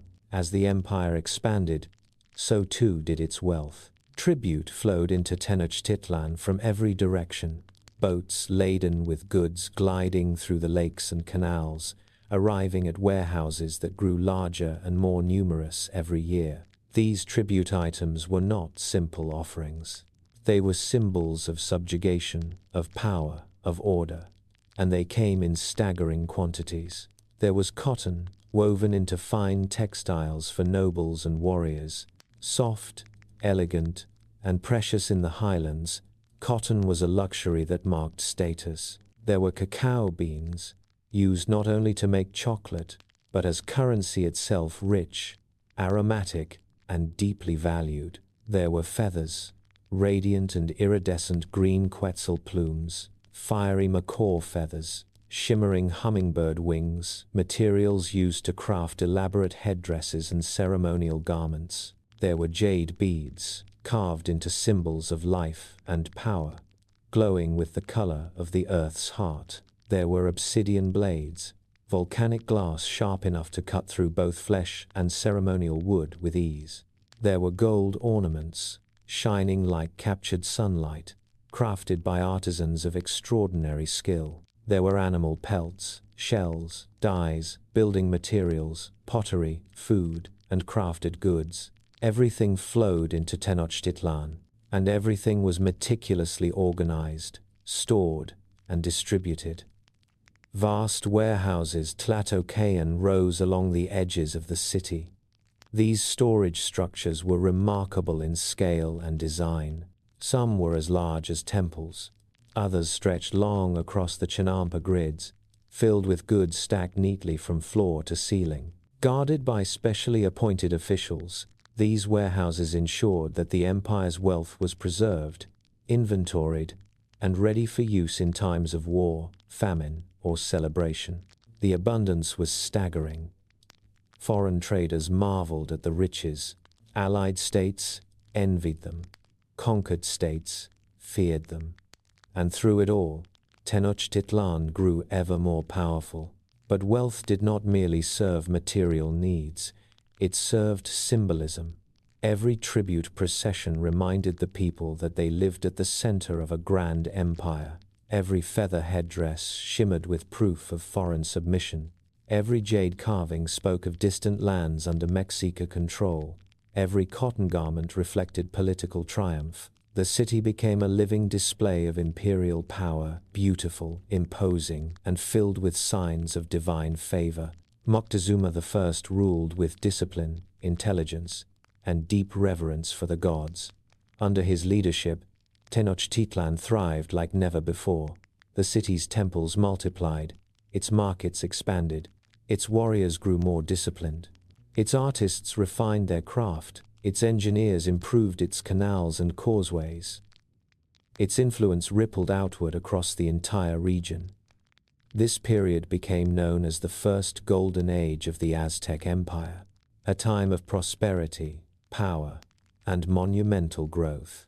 A time when Tenochtitlan shone like a jewel set amidst the waters of Lake Texcoco. A time when the Mexica, once wanderers living on muddy islands, had become masters of a vast and thriving world. And yet, this golden age was only the beginning. Greater conquests lay ahead, greater rulers would arise, greater transformations would reshape the empire. But everything, every future triumph, every future ruler, every future stone laid upon the city's foundations grew from this moment, from Itzcoatl's rewriting of history. From Moctezuma's expansion and innovation, from the tribute that poured into Tenochtitlan like rivers of wealth, from the unity of the Triple Alliance, from the belief that they were chosen, guided, destined. And as the sun set over the lake, painting the waters with gold and jade light, the Mexican knew that their rise had truly begun. The empire was forming, the world was watching. And Tenochtitlan stood at the center radiant, powerful, and unstoppable.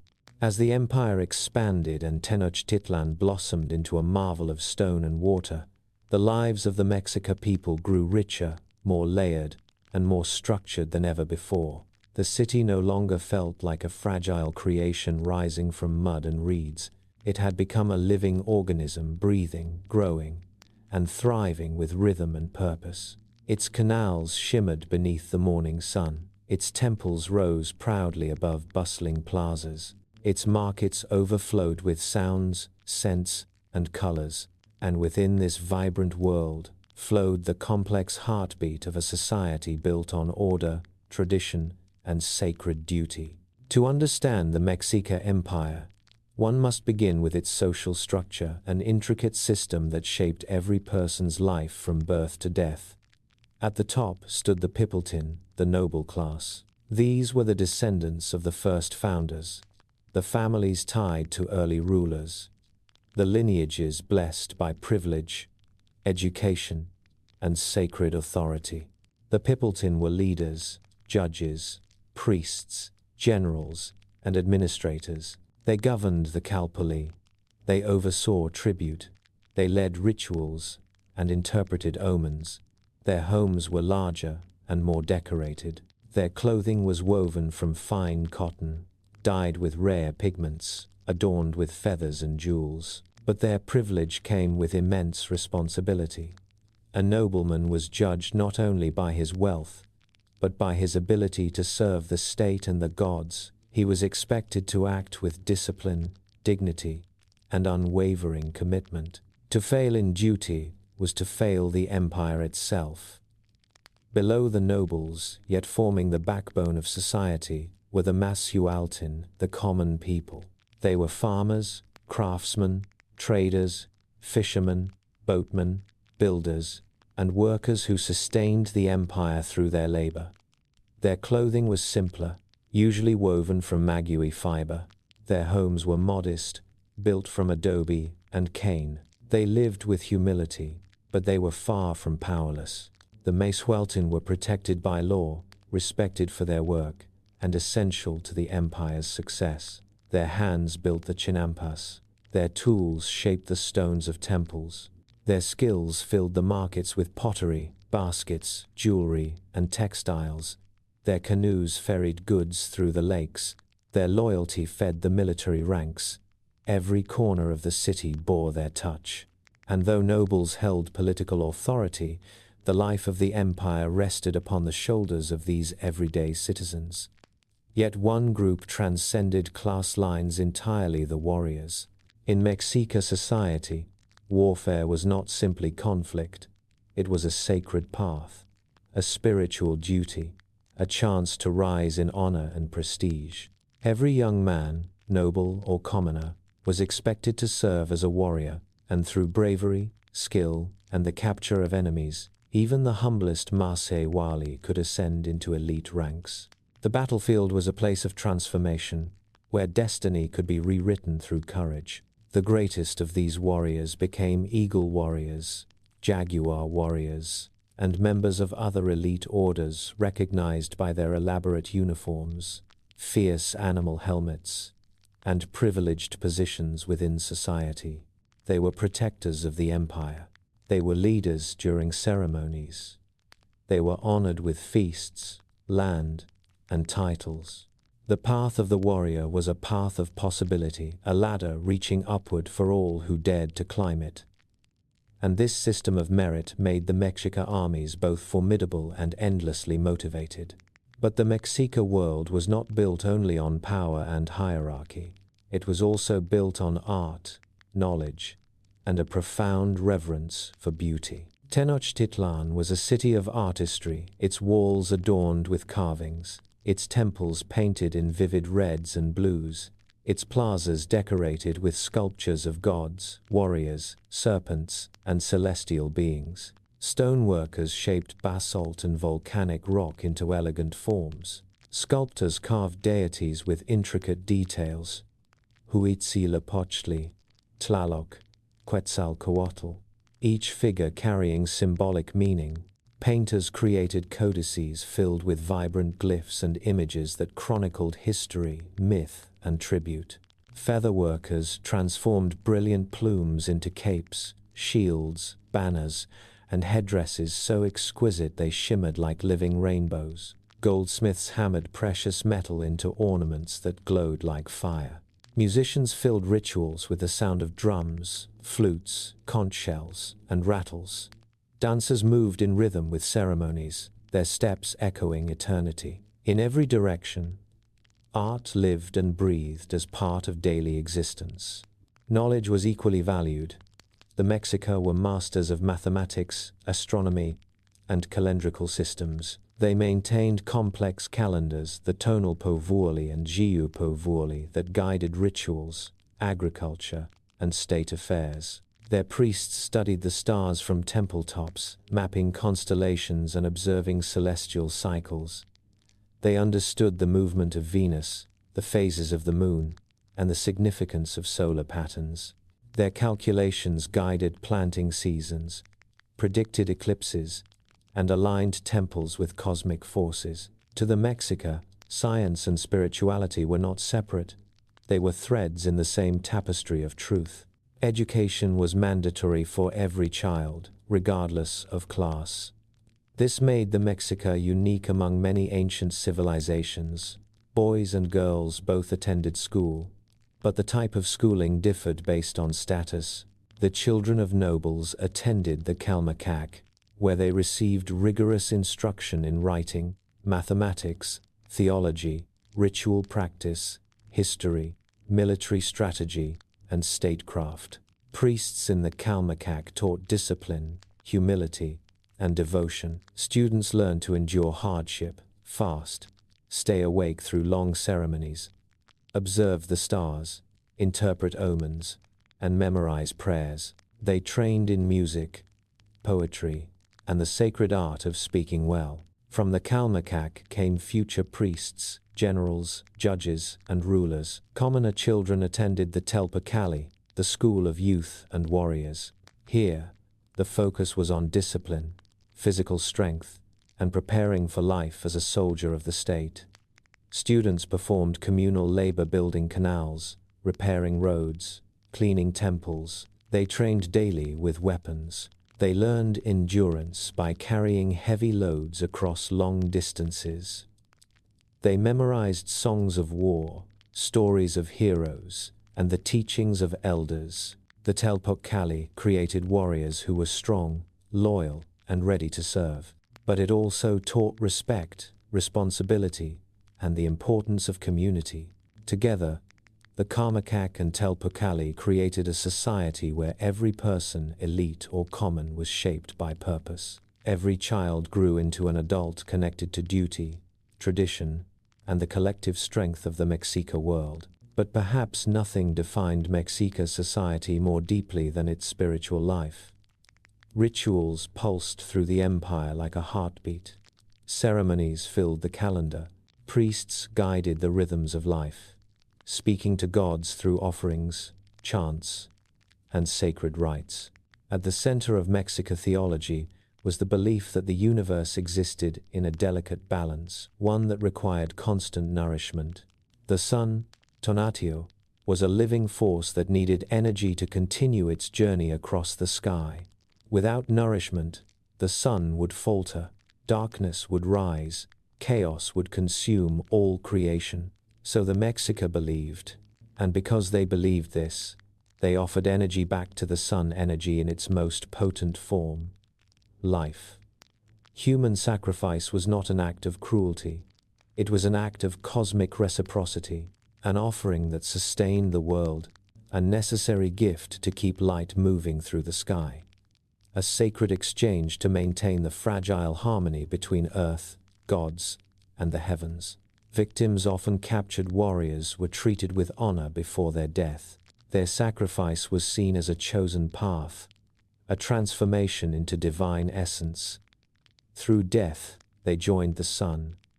Through blood, they ensured the continuation of life. And though the practice seems harsh to modern eyes, to the Mexica it was an expression of devotion, responsibility, and cosmic duty. Beyond regular sacrifices, the Mexica calendar overflowed with festivals and ceremonies. Each month honored different gods. Each festival brought music, dance, offerings, feasting, fasting, prayer, renewal.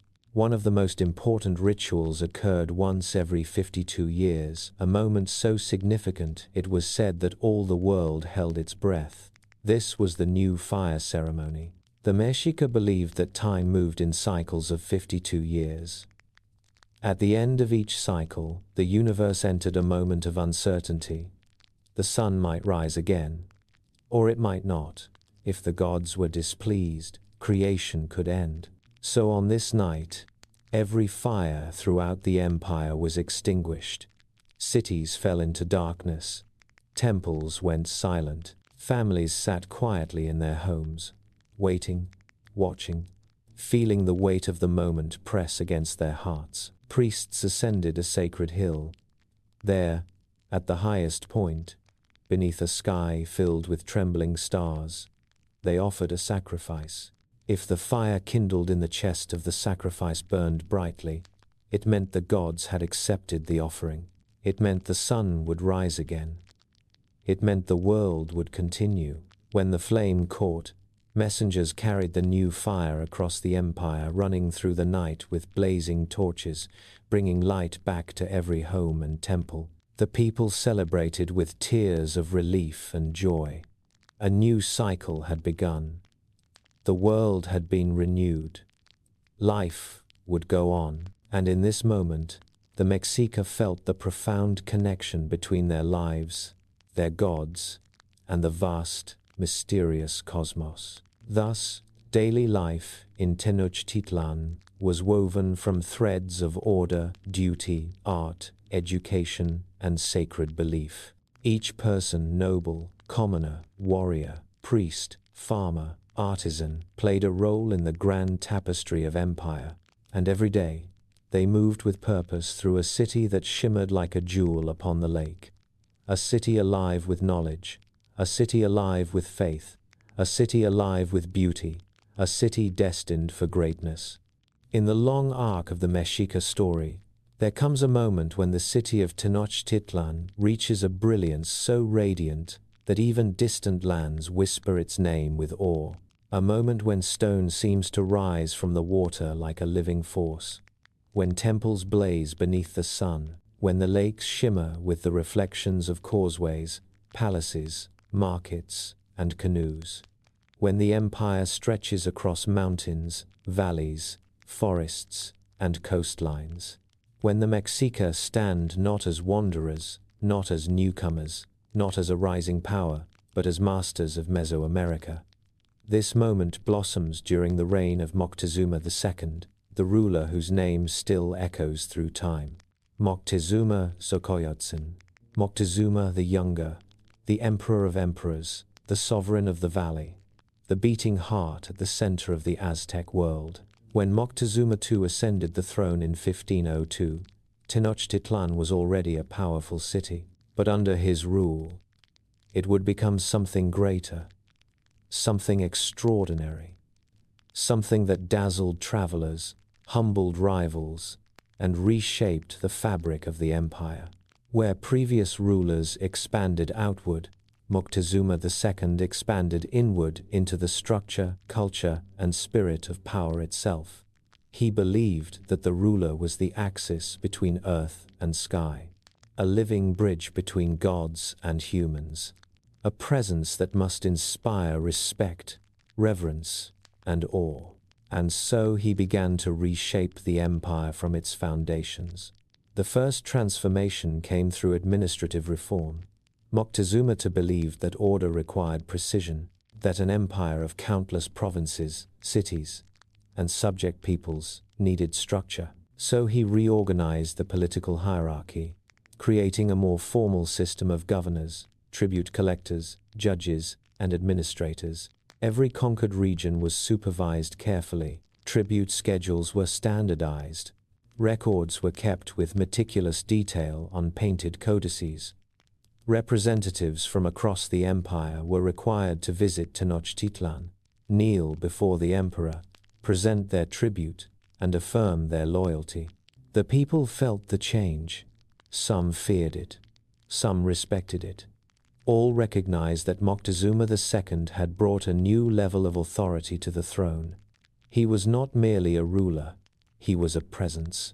To strengthen this presence, Moctezuma II enhanced the grandeur of the royal court.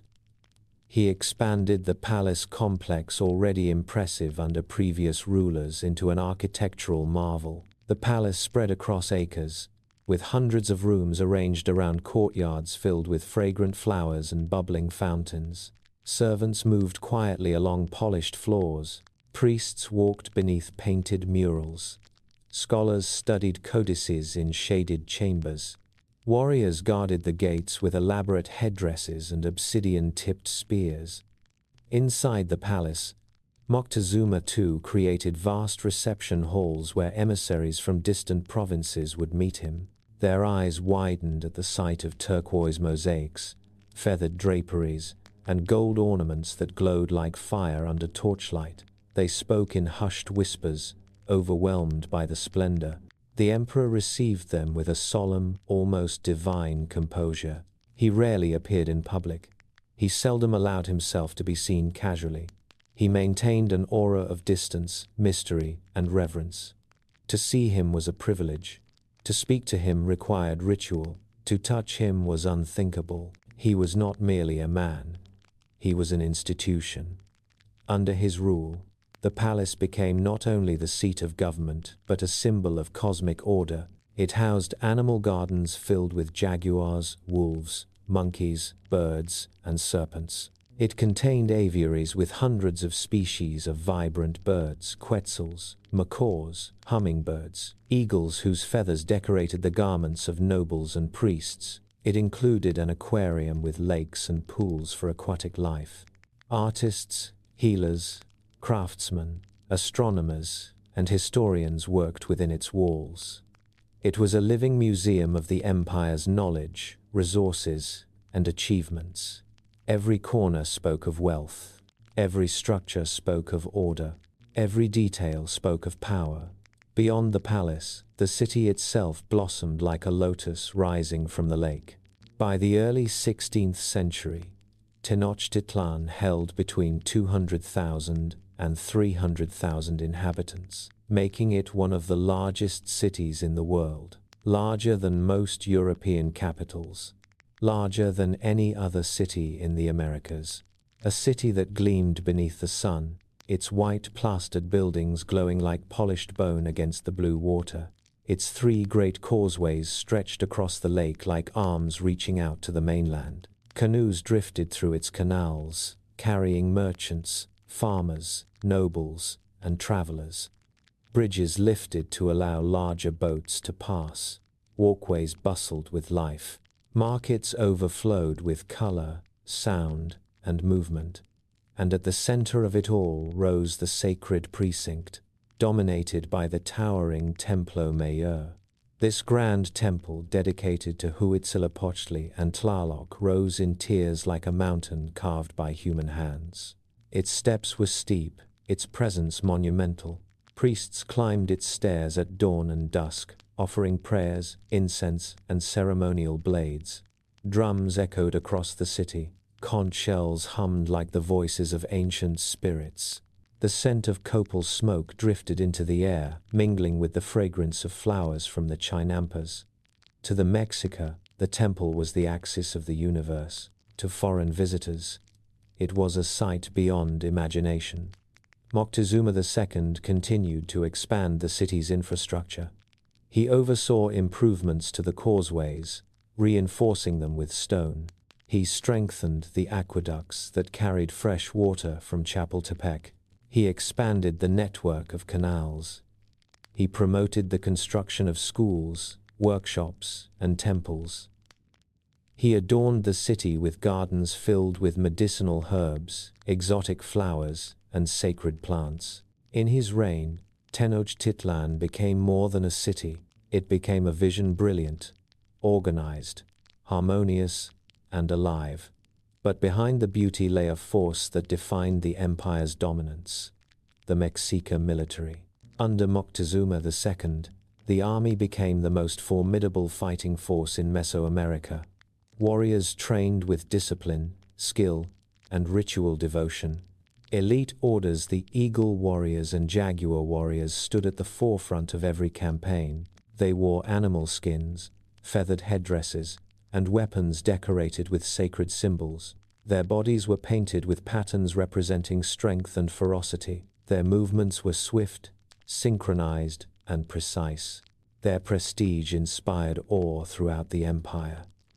Boys trained from childhood. Men gained status through valor.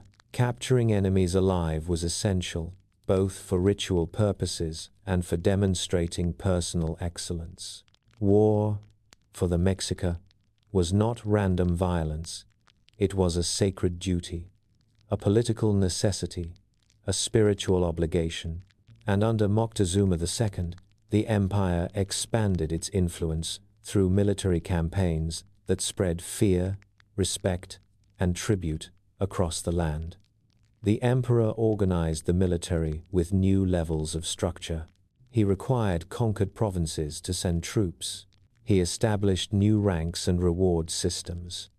He personally reviewed the army's progress, And he used warfare not only to conquer territory, but to reaffirm the power of the throne. Campaigns reached across the Central Highlands, the Gulf Coast, the jungles, and the mountains.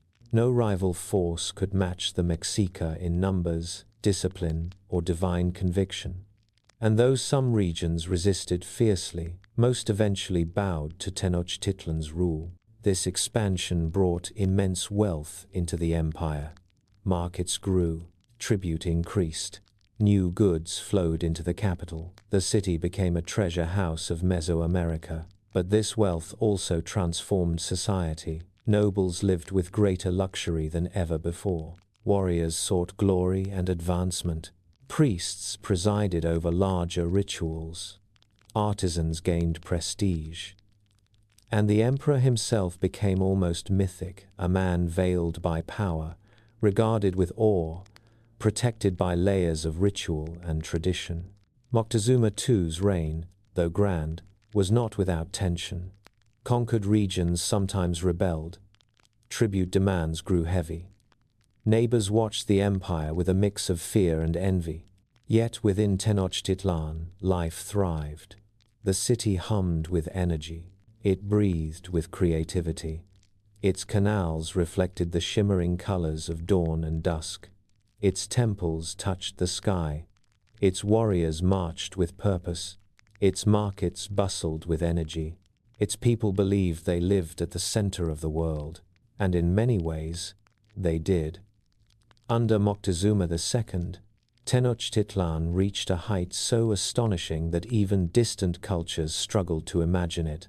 A city of stone rising from water, a city of order built upon floating gardens, a city of art, knowledge, and ritual, a city where thousands of canoes moved like schools of fish, a city where priests watched the stars from temple tops, a city where warriors trained beneath banners that fluttered like wings, a city where children learned ancient teachings, a city where nobles walked through flower gardens scented with vanilla and copal, a city where the emperor lived like a semi-divine being. This was Tenochtitlan at its peak, a capital of 200,000 to 300,000 souls, a wonder of engineering, a masterpiece of organization, a symbol of the Mexica's power, devotion, and ingenuity. Moctezuma II presided over all of it with solemn, careful dignity. He was deeply spiritual, consulting priests and sages for signs, omens, and cosmic guidance. He believed the gods spoke through dreams, stars, and rituals. He believed his duty was not only to rule but to maintain harmony between the earthly world and the divine. This belief shaped every decree he made, every reform he introduced, every tribute he demanded, every ceremony he oversaw, and his people followed him with devotion, seeing in him a reflection of divine will. Yet, even at the height of prosperity, shadows lingered at the edges of the empire. Whispers of omens, strange signs in the sky, mysterious fires, unusual storms. People spoke of things that felt out of balance. Priests debated visions. Moctezuma II grew increasingly contemplative, sensing that the world might shift in ways he could not yet understand. But these shadows belonged to a future chapter. For now, in this moment of radiant triumph, Tenochtitlan glowed like a sun upon the lake, majestic, powerful, alive, a city at the height of its greatness, a capital unmatched in all of Mesoamerica, a dream built from the will of a god and the determination of a people. And beneath the wings of Moctezuma II, the empire soared higher than ever before. For many years, Tenochtitlan shone like a radiant jewel rising from the lake, its temples towering toward the sky, its markets full of color and music, its palaces shimmering with gold and feathers. But as the empire reached the height of beauty and power, a quiet, unsettling stillness settled across the land. It began softly, like a faint breeze felt only by those who listened closely. Priests sensed an imbalance in the cosmos. Warriors whispered of strange signs. And Moctezuma II, attuned deeply to the will of the gods, felt something dark stirring beyond the horizon, a shadow approaching, a shift in destiny. The first omen appeared in the sky, a brilliant comet blazing across the night like a torch from the heavens. Its long tail glowed red and white, illuminating the valley below. People watched in silence, startled and afraid. Comets to the Mexica were never simple sights. They were messages, warnings, signals that something immense and world-changing was drawing near. Moctezuma did not sleep that night. Soon, a second omen struck with disturbing clarity. A small temple in the city suddenly burst into flames. No wind, no lightning, no torches.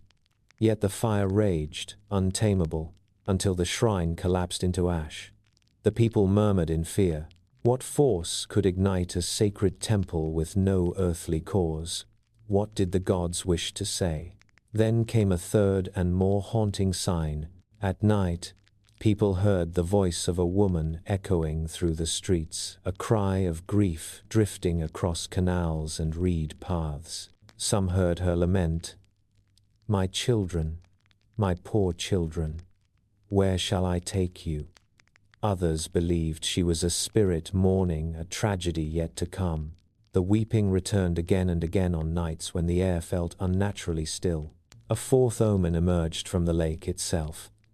Witnesses swore the waters began to churn and boil, though no heat touched the surface. The sacred heart of the valley trembled in ways no one could explain. And afterward, when the water calmed, people felt a heaviness settle upon them, an unspoken knowing that something vast and inevitable was approaching. Priests revisited ancient prophecies. They spoke of pale-skinned strangers who would one day return from the east, perhaps the followers of Quetzalcoatl, perhaps bearers of ruin. The city buzzed with fear and speculation, but no one truly understood the meaning of these omens. Not yet. And then, in the spring of 1519, the shadow took form. Along the Gulf Coast, strange, colossal ships appeared, great wooden mountains gliding across the sea, crowned with white sails like the wings of giant birds. People along the shore had never seen anything like them. From these vessels came pale men in gleaming armor, carrying thunderous weapons and riding towering beasts unlike any animal in the New World. They brought steel, gunpowder, horses, ambition. At their head was Hernán Cortés, a man driven by relentless desire, sharp logic, and unwavering confidence. He knew nothing of the Mexica, yet instantly sought control of whatever land he had stepped upon. Alongside him was a woman whose presence would shape the future, Malinche, or Malintzin. Gifted with extraordinary intelligence and linguistic mastery, she bridged worlds with her voice, interpreting, negotiating, advising. She understood the hearts of both the invaders and the native peoples. Where Cortés brought steel, she brought understanding. Together, they became a force no one had foreseen. News of these strangers spread rapidly. Coastal peoples greeted them with curiosity, fear, and gifts. Some saw them as gods, some as demons, others as an opportunity to break free from Mexica rule. The first major alliance formed with the Totonacs, who were weary of Mexica tribute demands. For them, the newcomers represented hope for liberation. They welcomed Cortés, fed his army, and offered warriors. But an even greater alliance lay ahead. To reach the Valley of Mexico, Cortés had to pass through the land of Tlaxcala, the Mexica's fiercest and oldest enemy. The Tlaxcalans fought the Spaniards bitterly at first, attacking in waves, but when they saw these strangers withstand their forces protected by steel, by horses, by thunderous weapons, they made a decision that would alter history. They invited Cortés into their city. They became allies. Enemies of the Mexica became partners of the invaders. With thousands of Tlaxcalan warriors at his side, Cortés turned toward the valley. Every step forward deepened the shadow that had begun with a comet in the sky. Every mile tightened the tension around Tenochtitlán. Every village he passed revealed more about the empire, its wealth, its politics, its vulnerabilities.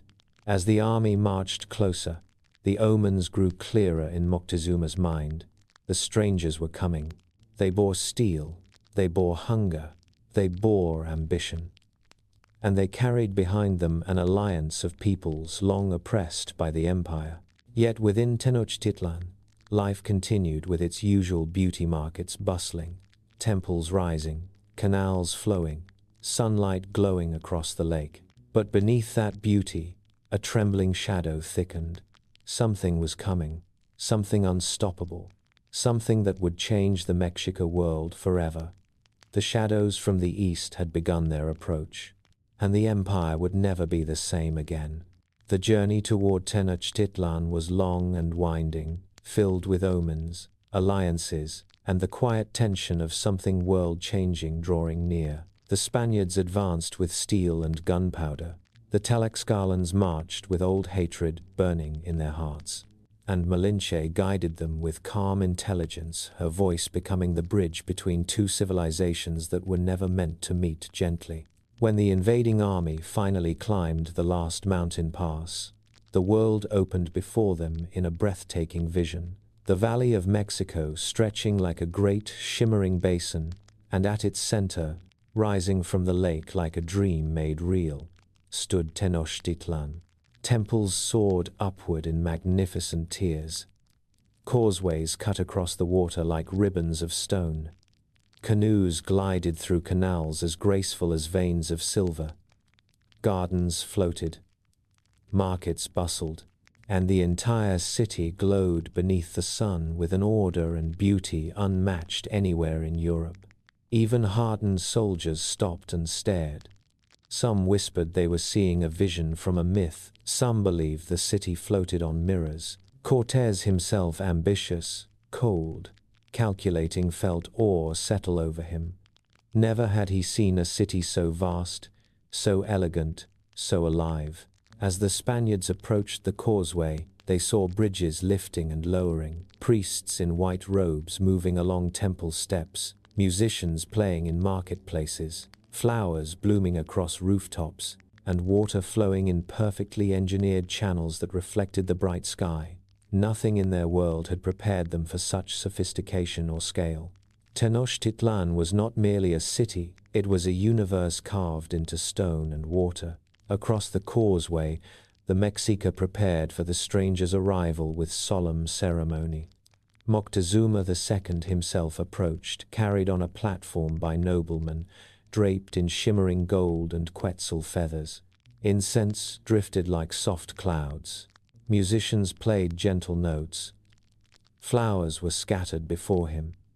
The entire city seemed to pause, holding its breath for this encounter between two worlds. When Moctezuma and Cortés finally stood face to face, time itself felt suspended. Two rulers, two visions of divinity, two histories shaped by forces the other could not comprehend. Moctezuma welcomed the newcomers with grace, offering gold, food, clothing, and a place to stay. He guided them through the sacred precinct, showing them the temples, rituals, and structure of the empire. But beneath his calm exterior, a deep unease lingered. The omens, the prophecies, the strange signs. Moctezuma could not ignore them. Some believed the Spaniards were gods. Some believed they were messengers. Others believed they were the fulfillment of dark predictions. Moctezuma did not know, and uncertainty is a dangerous state for an emperor. Cortés sensed this hesitation. He noticed Moctezuma's guarded tone. He observed the soldiers stationed carefully around the city. He saw both the immense power of the emperor and the vulnerability hidden beneath the ceremonial dignity. And within him, ambition tightened like a clenched fist. If this world was to be claimed, he had to seize control quickly. So Cortés made a shocking decision. Moctezuma would be taken prisoner. The seizure happened swiftly. Spanish soldiers entered the palace, surrounded the emperor, and told him he must come with them for his own safety. Moctezuma, stunned, conflicted, torn between dignity and fear of bloodshed, allowed himself to be taken. He walked out of his own palace, escorted by foreigners, and entered the Spaniards' quarters where he would live under constant watch. The emperor of the Mexica, the divine axis between heaven and earth, was now a captive. The city trembled. Nobles murmured in disbelief. Warriors clenched their fists, ready for war. But Moctezuma urged them to remain calm, believing resistance might lead to catastrophe. This choice, born of caution, deepened the growing storm around them. Tension spread like ripples across the lake. The Spaniards roamed more boldly. They searched temples, disrupted rituals, demanded more gold. The Mexica watched silently, rage building beneath restrained breaths. The peace felt fragile, thin, ready to snap at the slightest touch. The breaking point came during Tenochtitlan, one of the most sacred festivals of the year. Thousands gathered in the courtyard, musicians playing drums and flutes, dancers moving in radiant spirals, priests chanting prayers that echoed through the air. The ceremony was filled with harmony, devotion, and cosmic significance. But the Spaniards grew suspicious. They feared rebellion. They misread the intention of the crowd, and in a moment shaped by panic and misunderstanding, they attacked. Soldiers charged into the unarmed festival, swords raised, music stopped, screams filled the air. Feathers and jewels scattered across blood-stained stones. The sacred courtyard became a place of chaos and slaughter. The massacre shattered everything. News spread through the city in a wave of shock and fury. Warriors armed themselves. Families barred their doors. The peaceful coexistence that had lasted only briefly collapsed instantly. The Spaniards retreated into the palace where Moctezuma was held, now surrounded by walls, guards, and the rising roar of Mexica rage. Stones flew. Spears were thrown. Shouts echoed through the streets. Tenochtitlan, once a place of serene order, was now on the brink of war. Within the palace, Moctezuma stepped onto a terrace, attempting to calm his people. He spoke to them with the authority of a ruler. He urged them to stop the violence. But the people no longer saw their emperor. They saw a captive speaking with the voice of their enemy. Stones were thrown. One struck him. He fell. And with him, the last fragile thread of peace snapped. What began as a meeting between civilizations had spiraled into bloodshed. The trust of Tenochtitlan was gone. The harmony shattered. The empire stood at the edge of a storm from which it would never return. The sun still rose over the lake, and the canals still shimmered beneath the sky, but beneath that beauty, war had seeped into every corner, preparing to engulf Tenochtitlan in its final, tragic chapter. Night settled over Tenochtitlan, but the city did not rest. Flames flickered, shouts echoed across the canals, and beneath the moonlight, canoes slipped like shadows through dark waters. Inside the palace, Moctezuma lay dying, and with him, the last fragile thread of peace began to unravel. The massacre at Tenochtitlan had set the city ablaze with rage, fear, and grief. The Spaniards, once confident and proud, now found themselves trapped within a maze of canals and warriors who knew every inch of the land. Tenochtitlan was no longer the peaceful jewel of the lake. It was a fortress rising to defend itself. When Moctezuma died, the people mourned, but their sorrow quickly transformed into fury. They rose with renewed unity, demanding resistance, demanding justice, demanding war. The one who answered their call was Cuitlahuac, Moctezuma's brother, a seasoned warrior with the resolve of iron. He fortified the city, armed the Calpuli, and prepared Tenochtitlan for a fight unlike any it had ever faced. Under his leadership, the Mexica struck back, surrounding the Spaniards and choking off their escape. Inside the palace, desperation grew. Food dwindled. Water spoiled. Cortés realized that if they remained in the city one more night, none of them would survive. So he planned a secret escape across the causeway, an escape that would become the infamous La Noche Triste. Rain poured down, masking their footsteps, but a cry from a watchful woman shattered the silence. The Mexica descended with canoes and spears, turning the causeway into a battlefield of chaos. Many Spaniards drowned under the weight of gold they refused to abandon. Others were dragged into canoes as captives. The dark waters swallowed hundreds. Cortés barely escaped with his life. The Mexica rejoiced, but triumph lasted only briefly. A silent enemy had entered the city. Smallpox. The disease spread faster than any army through markets, temples, and homes. Warriors fell, children weakened, priests collapsed upon sacred stones. And Cuitláhuac, the fierce leader who had driven out the Spaniards, succumbed after only a short reign, plunging the city into mourning once again. Yet the Mexica refused to surrender. They chose a new leader, young, brave, and unbroken. Cuauhtémoc, the descending eagle.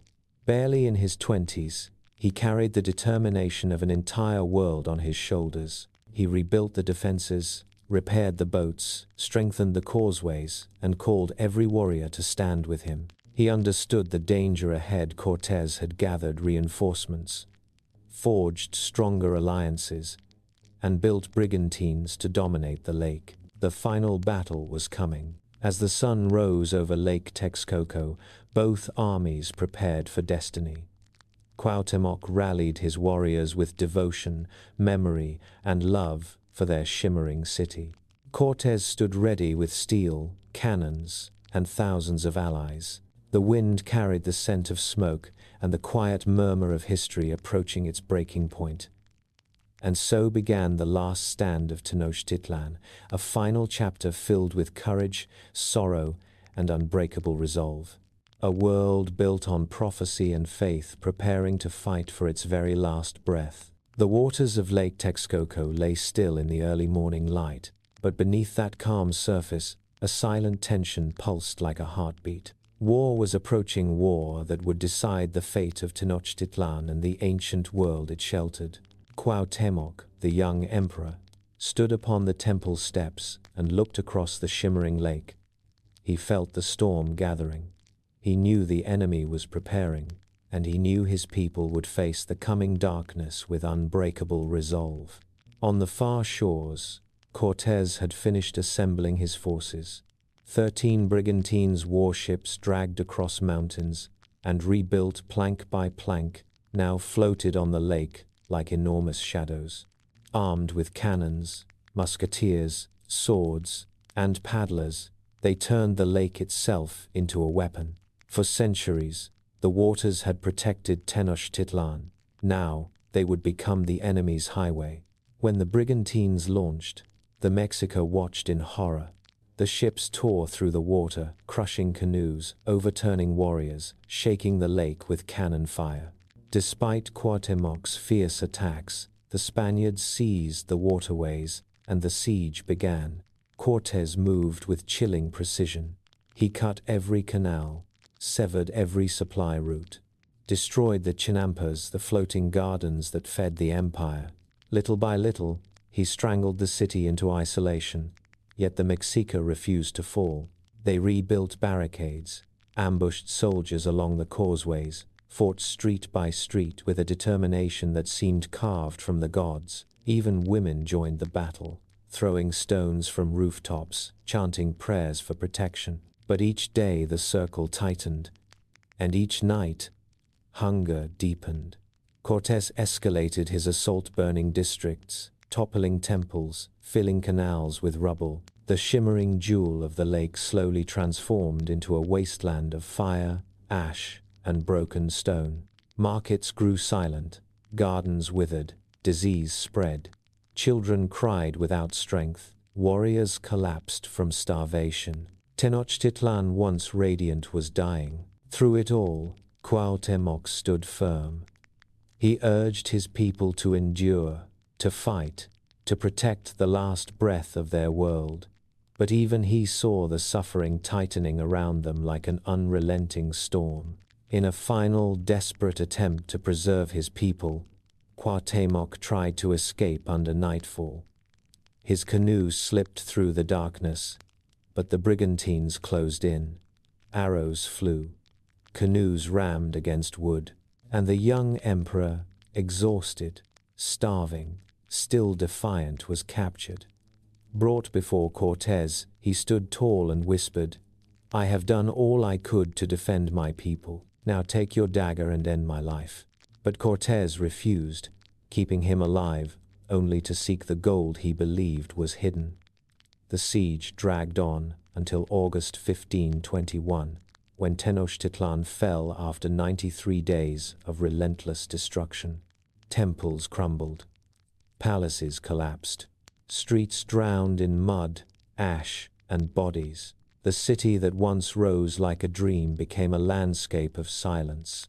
Cuauhtémoc, still captive, was tortured but never broke his defiance, becoming the final symbol of Mexica courage. And though the Spaniards built Mexico City atop the ruins, filling canals, leveling temples, reshaping the lake, the spirit of Tenochtitlan endured. It lived in the people, in the language, in the land, in the whispers of memory carried across generations. The empire fell, but its story lived on.